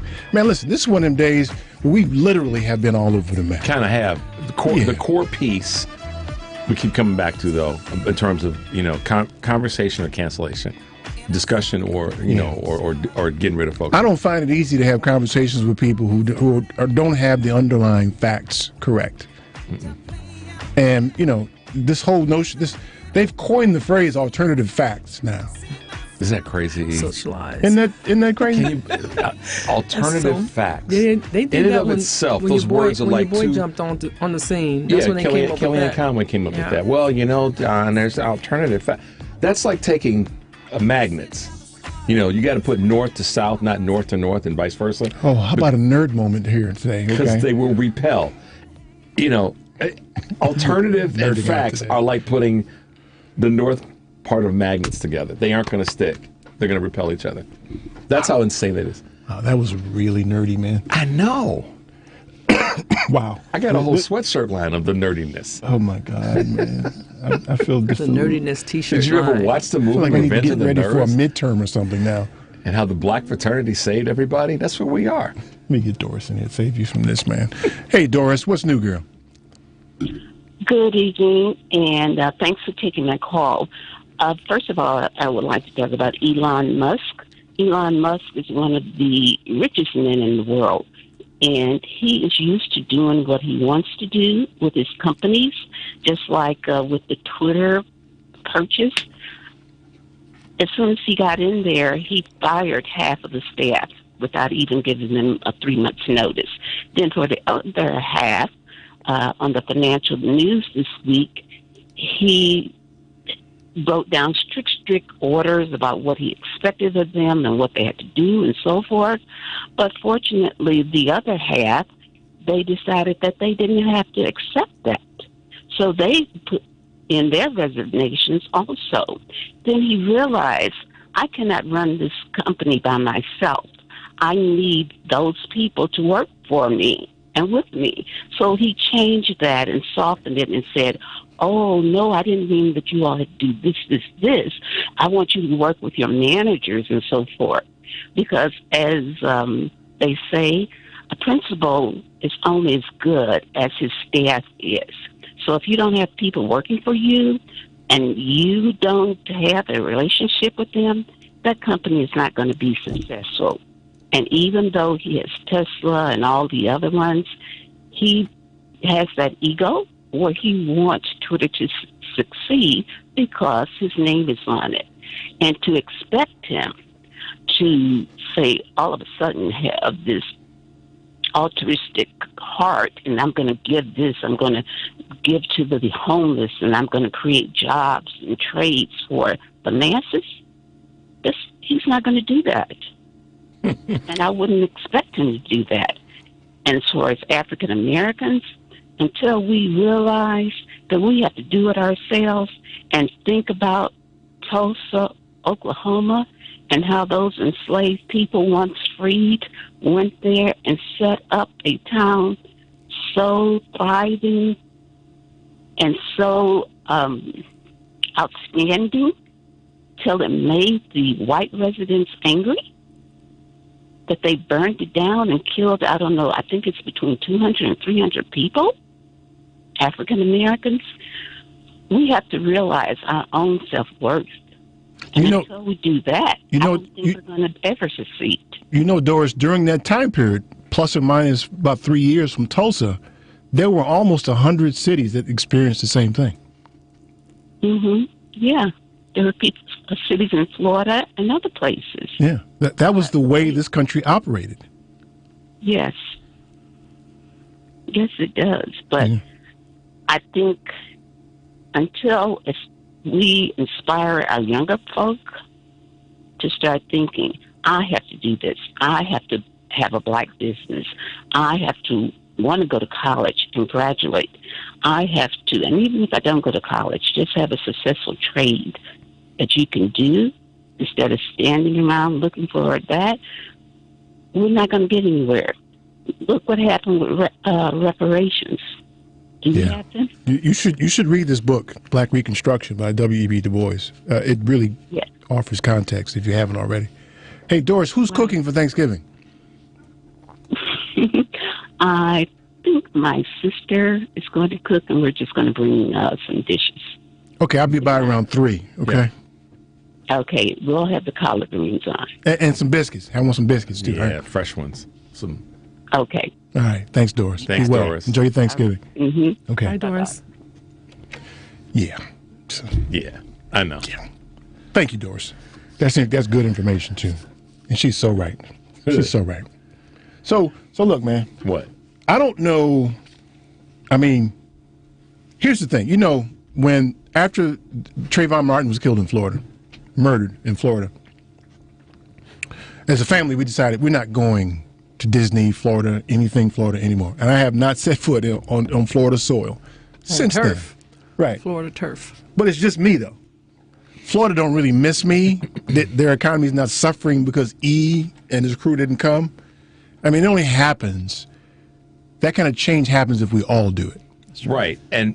But there's two parts of that, E. I mean, because I'm with you on that. Here, it only large change only happens when, to Eric's point, and lots of people do it en masse, almost at the same time or repeatedly. At the same time. At the same time. But the other part that's important, and Eric has said this forever, you got to stand for what you stand for. So Eric stands for, we ain't going to Florida until there's some systemic changes. That's important because a lot of people aren't willing to even say that, let alone get behind it. Are you and crazy? you've got to internally, you've got to. I'm not trying to tell you how to be, but you know what I'm saying. You mean you've got to be we have to be ones to go, oh hell no, I ain't going to Florida no more. Yeah, and that's the thing that you can't go, but it has to be a means to an end though. I don't go to Florida so that I can begin to impact in the way that I know change happens, physical or fiscal pain. Mm-hmm. So my fiscal pain is not meaningful by myself. No. There has to be significant fiscal pain if you want change at every level. So your elected officials, there's a mayoral race coming up here in Chicago. I mean, you got to give fiscal pain to the candidates that you want to do what you want to do. Right. There's no question about it. And we're at that point where we've been at that point for a long time, but people collectively haven't done enough to affect change. That's because people don't understand that if you don't stand for something, you fall for everything. I heard a good comment that parallels with that. That's why. Until they understand that, then we will stay like we are. Our sister girl, Stephanie Miller, said she had a friend of hers. She a sister girl now? Yeah, you know. Oh, damn, I didn't know that, man. Yeah, she loves us too. Stephanie Miller don't listen to this broadcast. Stephanie who? Yeah, she Stephanie Mills? Miller. Oh, I thought you said Stephanie She don't Mills. listen to this. She does. Taking a nap now. She's got to get ready. But she said something that's to your point, parallels. She said one of my so-called liberal friends said that they don't do politics. And she said, well, politics is sure as hell going to do you. Exactly. I was thinking the same thing before you finished that. And It's going to do you. It's going to do you. Yeah. And so with a tool. The one that you don't want. Eric's so right, though, y'all. The collective quote boycotting, or I'm not going to here, or I'm not spending. I mean, I'll give you a couple examples. I don't go to Chick-fil-A. I don't go to Hobby Lobby. I'm about to back away from Pepsi. And as a company, and I do. It's funny that Eric brought that up because I was just thinking about this literally last night. The number of companies, businesses, that people continue to use their products and services without knowing what those companies are doing or not doing. Yeah, but see, here's the thing, though. We got to pick one. I think. You know what I mean? We got to pick one. And have impact on that one and then take that and move to the next one? Yes. Agreed. Right. Agreed. We can't just, some of us are dogging Hobby Lobby and some are dogging, we got to get one. How come we can't, when we feel that way, just replace them? Well, that's what we should be doing. In addition to not going. Not just not going, but replace it with something them. else. Right. Yeah, I agree. And replace, look, we are the businesses that are already out there. It's just it's saying, and to both of your points, okay, collectively, en masse, we're going to stop going here. Stop going here. We're going to boost this one up, or either create our own and make it known. Make it known. Yes. Let me get Marcus in here. Hey, Marcus, what's up, man? Hey, how you guys doing? Good. I just want to piggyback off the last lady who called about Elon Musk. A lot of people don't realize that he's received over $4.9 billion in government subsidies. A lot of that was to keep his car company afloat. So for people to think that I'm not saying that he's not a smart man. He hasn't made millions or billions. But to say that he did it all on his own, he did it on the backs of taxpayers. And he's screwing those same people right now that allowed him to get to the position that he's in. That's right. He's flying those rockets and those satellites, and the federal government's using his satellites now in their intelligence. So they're paying him to use the satellites. So he's getting paid there too. Yeah. He ain't doing it on his own. You paying for that? Why you should stop sending them checks, Marcus? Why you keep sending them money, man? I've never been on Twitter. I've never sent him a dime, and I got to go because I almost said something. All right, man. Have a good Thanksgiving, man. Thanks, Marcus. Yeah, you too. Okay. About to set Marcus off a little bit. Yeah. Well, all right. Consolidate the boycotting or pushback. That's not canceling. That's actually having a conversation about where our power lies. But for what? To what end? No, I'm saying for what? So we're not coming to you or spending money with you no more because of this. Unless you change this. Because of what you did or didn't do, and we're not going to come back until you do differently. Or else we're going to move our resources and largesse over here. I think that, to your point, it can't just be like, stop. Just stop. Yeah, but we got to do it collectively. And so somebody brought it up, I think, last week about, for instance, there's several communities, several constituencies that don't have a lobby. You don't have anybody lobbying on behalf of your community and your unique needs. I think that was Pam. Could be. So that's our form of lobbying, by exacting fiscal pain and causing change that way. Because ultimately the politicians that we rely on to legislate on our behalf, they're responding to corporate America. So we have to harm them somehow. But I don't know how to do it, though. I'm doing it by myself. I don't buy, for instance, I don't buy Acuras or Hondas now because I had a bad experience with Honda Corporation. And I told them I'll never buy one the rest of my life. You can try to give me one for free. I'll drive it into a ditch and leave it there. Take it, sell it, and put the money in whatever. I don't want that. Yeah. But it's just me, though.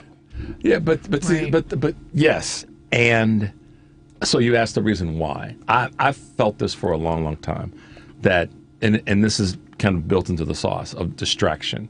The weapons of mass destruction.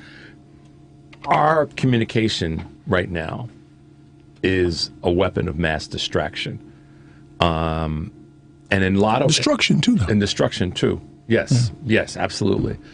destruction of curiosity and intellectual curiosity, to Eric's so well put point. Yeah, but it also destroys the people who are passing misinformation. Without a doubt. Yeah. They don't realize that. Isn't that interesting? Right. They don't realize that they're destroying their own creativity, their own thoughtfulness. No. What I'm saying is if our communication is loud enough and frequent enough, then we combat all of that silliness. Right. With a louder voice, with facts. Right.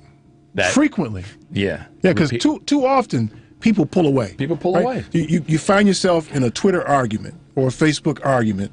You're like, forget y'all. Y'all stupid. And you just go away. No, you got to stay in their behinds. Yes, you do. Pounding. People, and to make them go away. Right. I'm going to stay here till you go away. I ain't going nowhere. Right. You need to silence your chat. We need a coalition. Your voice, right. We need a coalition. We need to be on there firing on full cylinders. Right. Because they're going to give out bad information. They're going to tell you the Democrats are socialists. Then first thing you do is post the definition of socialist. You're stupid. That's not right. Mm-hmm. Right. This is what a socialist is. What do you mean to say? Yeah. Then if that's the case, then all the Republicans just pick them apart. Then all the people who believe that need to give up their Social Security monies to some other. Give it back. Give it back. If you don't believe in socialism and you're at this point, give it back. Right.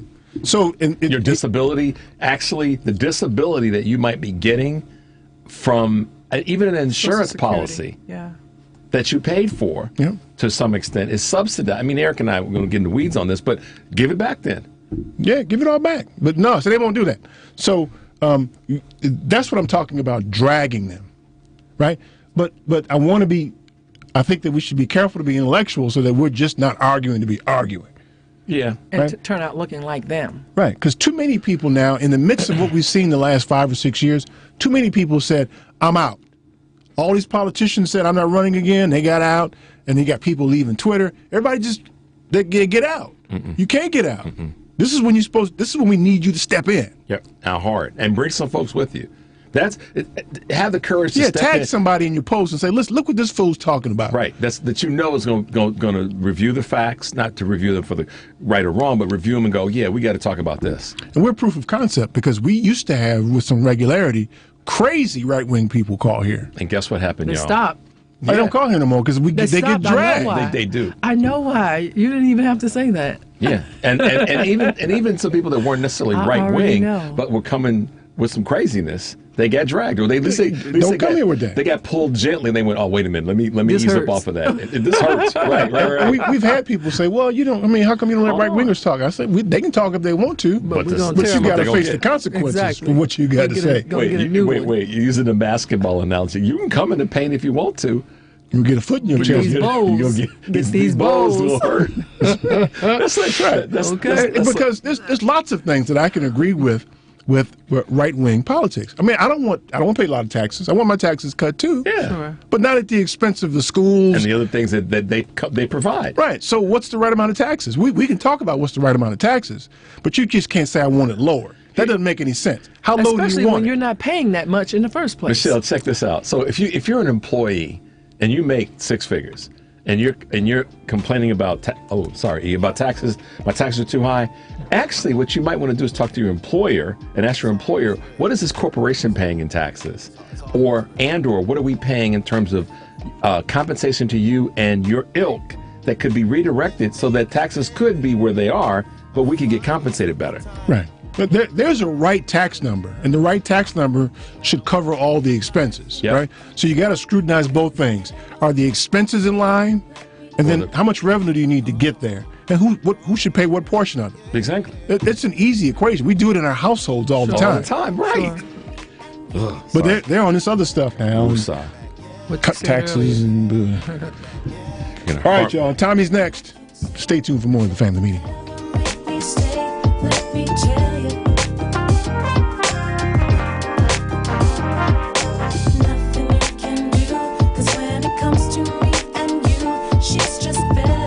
This is Michelle Duster, professor, public historian, and author of Ida B. the Queen, The Extraordinary Life and Legacy of Ida B. Wells.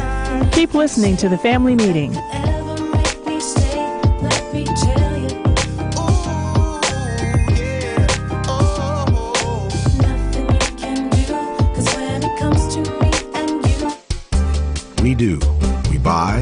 sell, we move, we store.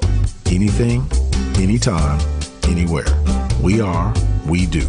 The company that handles all your stuff. If you have anything that you want to do something with, please call us. We buy, sell, move, store, donate, discard. Anything, anytime, anywhere. eBay plus U-Haul equals we do. We are moving at the speed of life. Call Terry Calloway, 312-343-9973, or via email, contact him at terrycalloway58@gmail.com.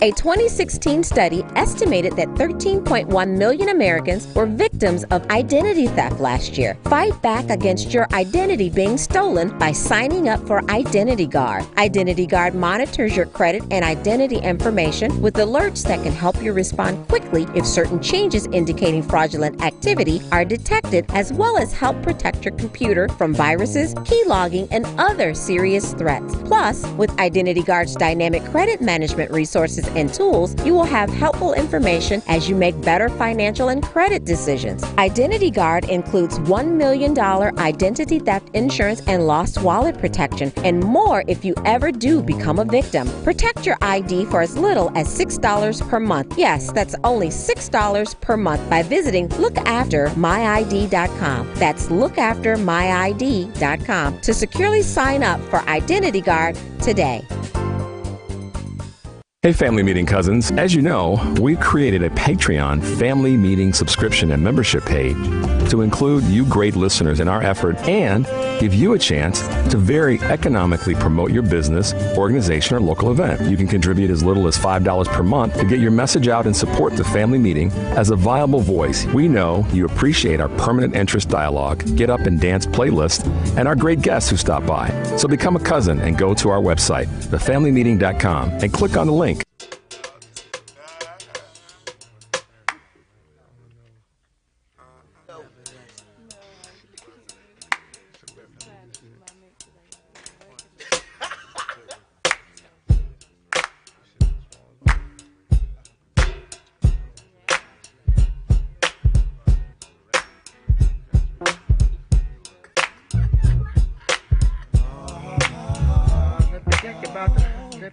Let me tell you about the chicken grease.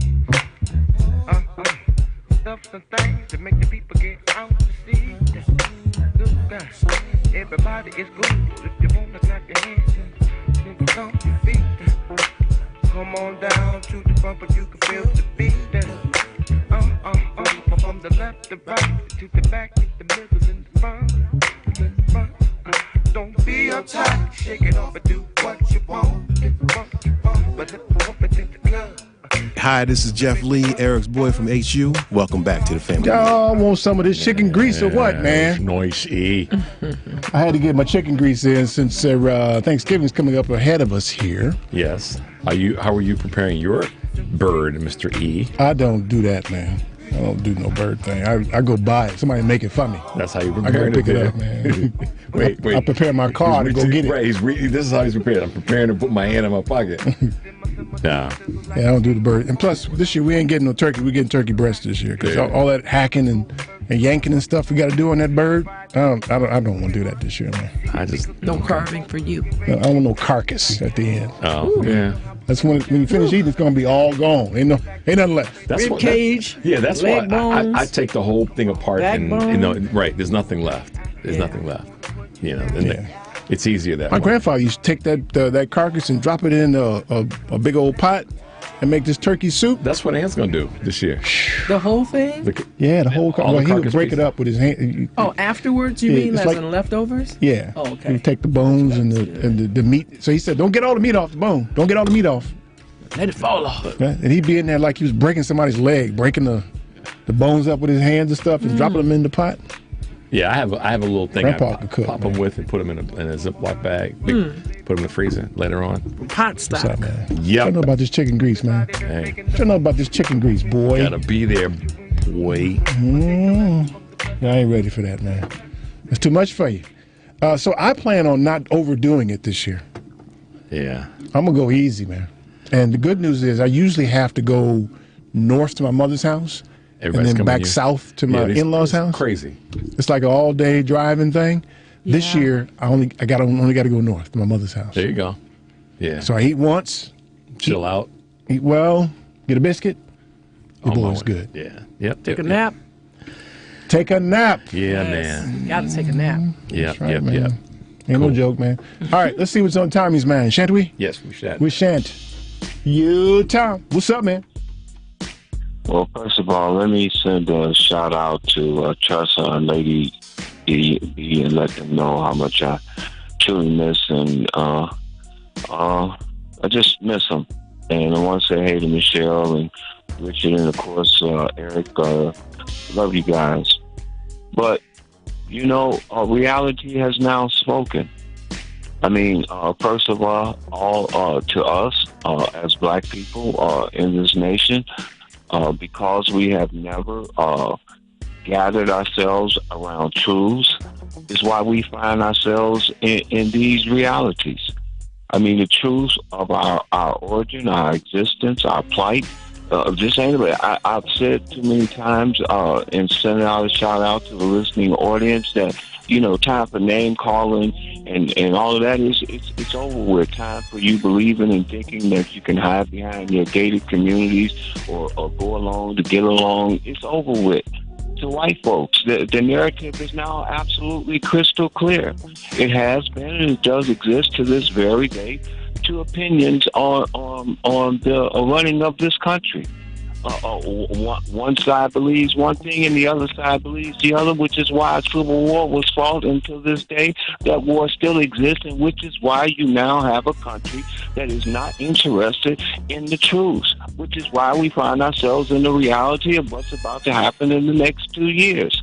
You clearly have the synopsis and the understanding of the human existence in this country as we clearly know it and understand it. So this Thanksgiving, people, for those of you who are moral-minded, for those of you who have a heart to care about humanity, for those of you who believe in the rule of law, I would suggest that you sit there at that table and begin to do what most individuals have done who live these things. So, such as the Jewish community in the anti-Semitic conversations and information that are going to be coming out, because they've already told you what they're going to do. Look what they're talking about. It's going to happen as soon as they take over. So, it is clear, abundantly clear, that if there was ever a time for black people to recognize that, hey man, maybe this year, buy yourself a second cell phone. And make sure this one is called a smartphone. And then ask the question, what has happened to me since I've been here in this country? And then for white folks, anytime you don't realize that your cousins is out there arguing, fighting, y'all don't care about the rule of law, hell, they can attack the Capitol, put loose out there for the vice president, want to kill the Speaker of the House, attack the husband, almost killed him, y'all laughing about it. And then this country, with the power of the vote, to at least have some sanity, put them back in office again. Keep listening to the family meeting. Cling, a-ling-a-ling, a-ling-a-ling. Goodbye. That's our weekly contribution to your community safety, especially during the holiday season, because we don't want Tommy out there breaking windows in your neighborhood. Thanks, Tom, for that. That's right. So listen, man, I want to start with, I'm going to give y'all some ammunition today, all right? I'm going to start with the first question you need to ask, and this is for people who are in Chicago, in the Chicago area. When you hear some of your neighbors or your friends or your coworkers try to tell you about the Democrats in Chicago and the taxes and the crime, and I'm going to move someplace, you ask them where. Where you going to go? Where you going to go? Right. Yeah. What's that place you're going to go to that is better than Chicago, and why? Right? Which non-democratic place do you want to move that's working out real well for everybody? Tell me where that is. Yeah. And don't be general. Be specific. Yeah. Well, tell me where that is. I'm thinking about going here because, no, you can't just up and move to someplace. You shouldn't, at least, without having done the research and know what you're getting yourself into. They can. They will. That's why I said you shouldn't. But this is what they'll do. I'm going to move over to Indiana. Yeah, but you're still enjoying the benefits of Chicago. That's right. Right? The reason you moved to Indiana is so you can be near Chicago. Mm-hmm. and pay less in property taxes, maybe Right. but And I'm not trying to say Chicago's perfect. I'm saying far from it. Yep. In fact, it's quite jacked up if you want to ask me. But where you going to go? Right. LA's jacked up. That's Houston's not jacked jacked up. up. Dallas is jacked up. Where you Miami. gonna go? That's not Fort Lauderdale. But Tell more us. specifically, what Republican area? Because it's all about Democrats for these people. Right. The What Democrats got it Republican messed up. area you going to go to and live that's in Nirvana? And why hadn't your ass left already? Harmoniously. Where you Where is that Why you want place? to pretend like you're threatening? Oh yeah, I'm going to leave Chicago. Okay. Why you been sticking around so long? You know. Maybe it's because of the good pay, good housing. And you measure up those economics where that other place is, that mythical place you're going to go to, and it doesn't really exist to the extent that you believe, because you believe somebody telling you here's what it is. They bought into the alternative facts about that other place. Ha ha ha. Like I'll put that in there. Well, but see, that's the thing. Most of them don't even have another place in their minds. Nah, they just want to throw sand. I mean, of the top 25 cities, like 20 of them are run by Democrats. Mm-hmm. Right? So they're going to be just moving from one place to another. Pretty much. Yeah, and listen, lest you believe this is some sort of an endorsement of Democrats, it's not. It's an argument against the stupid assertion. And once again, you're canceling. Going back to what we said earlier, that's sort of a cancel versus conversation form of behavior. I'm just gonna up and leave, Cancel. or I'm gonna whine about it. Versus, wait a minute, why am I here? I got good income, I got a good home. Yeah, taxes good. Whatever taxes are, they are, and all these other things that are out there, they are. Yeah. Maybe I could. The Democrats are corrupt. Maybe I could stick around, and maybe if I'm really about having a good life and all those other things, maybe I can get involved. To Eric's point, and run for office. And run for office. Don't none of y'all step up and run for mayor of Chicago. Well, and I can't forget this. So a good friend of Ann's is going to be running for city council in Naperville this next cycle. So she's somebody that's listened and said, yeah, that's right. I'm going to run for office rather than whining about it. Yeah. Well, none of y'all run for office in Chicago. You just complain about Chicago. Well, Right. None of y'all run. Yeah. So step or up. anywhere in the state for that matter. You sit around and complain, don't run. Step up, or support somebody who's going to get run. it right. Or maybe you can't run for Recruit whatever reason. somebody to but run. Get somebody that you feel could be a good candidate and help them do the things that you would want. But we digress. Ask them where they're going to go. Yeah, sorry. We were trying to be helpful. And if you pick a place, why aren't you going already? Yeah, what's taking you so long? Right, if this place is so incredibly bad, the Democrats have screwed it up so bad, why are you still here? Reaping all those benefits. Help us understand. We want to know. You know, that's one of the questions I should Eric ask. doesn't really want to know. He caught himself. Rhetorical? No.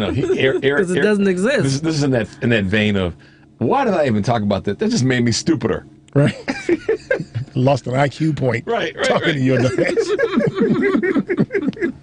Shouldn't even pose that question because there's no answer for it.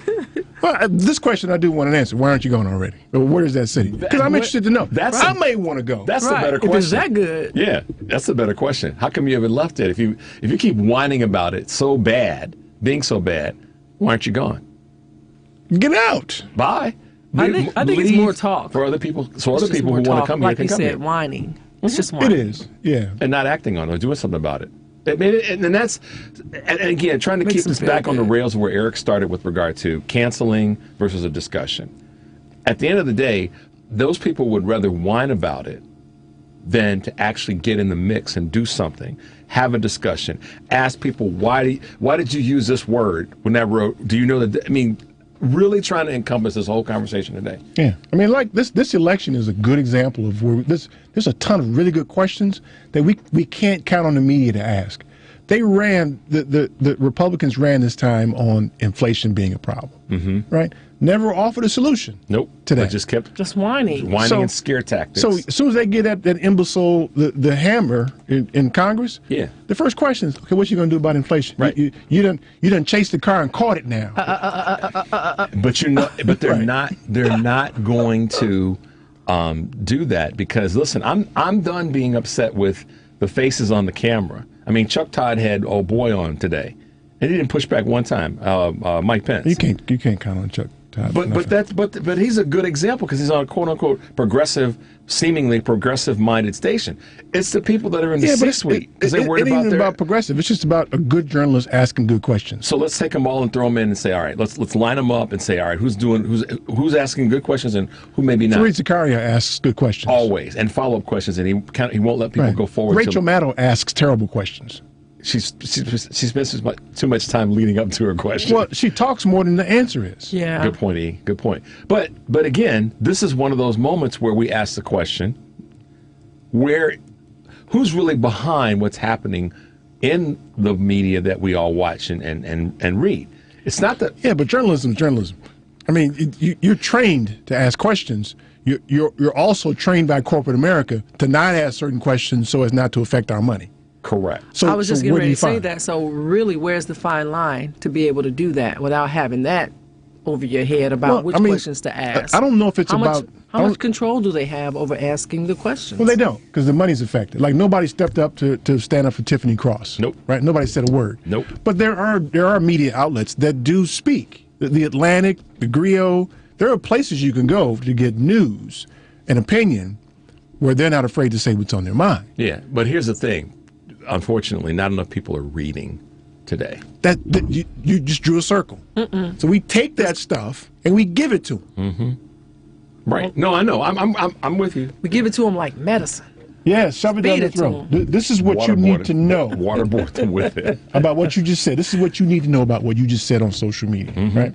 Yep. These are the facts. Go to these sources and say, no, play it. This is how it really is. Right. And so any forward discussion after, if the facts are wrong, we're going right back to the facts, right? Until we get the facts right, we're not having further conversation. I think I'm actually going to do that tonight. I'm going to post on social media. I'm going to post a version of that, what Eric has been saying.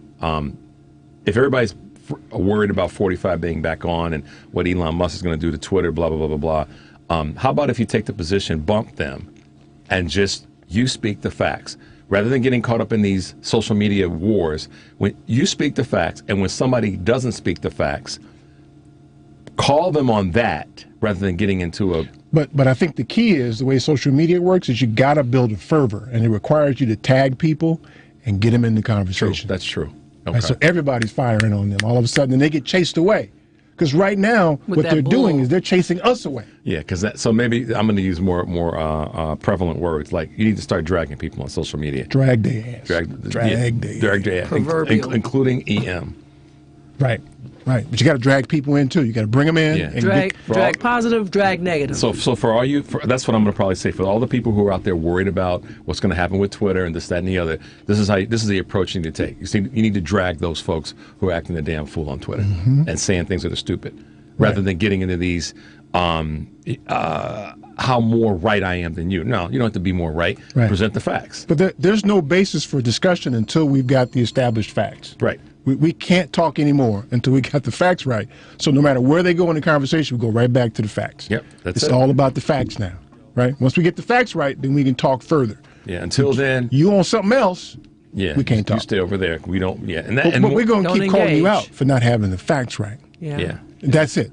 Yep. Right? Yep. I think that's a basis for dragging people, where you can cancel them for not having the facts right. We should line this up for next week too. Sorry, as a carry forward. Like, okay, how many people actually drag somebody this week? That's homework. We got to give them homework now. Ask them. Do it now, real quick, before we go out. Okay, you've been asked. There. See how easy that was. That's all the time we have. I want to thank you for yours. Everybody have a wonderful Thanksgiving. We're on here every Sunday at 4. Michelle, thanks for the news today. Thank you so much. Black Asian dude. Yes, sir. Make sure you eat too much, man. Going to. All right, y'all. Tune into the family meeting every Sunday at 4. I'm your host, Eric Grant. Peace.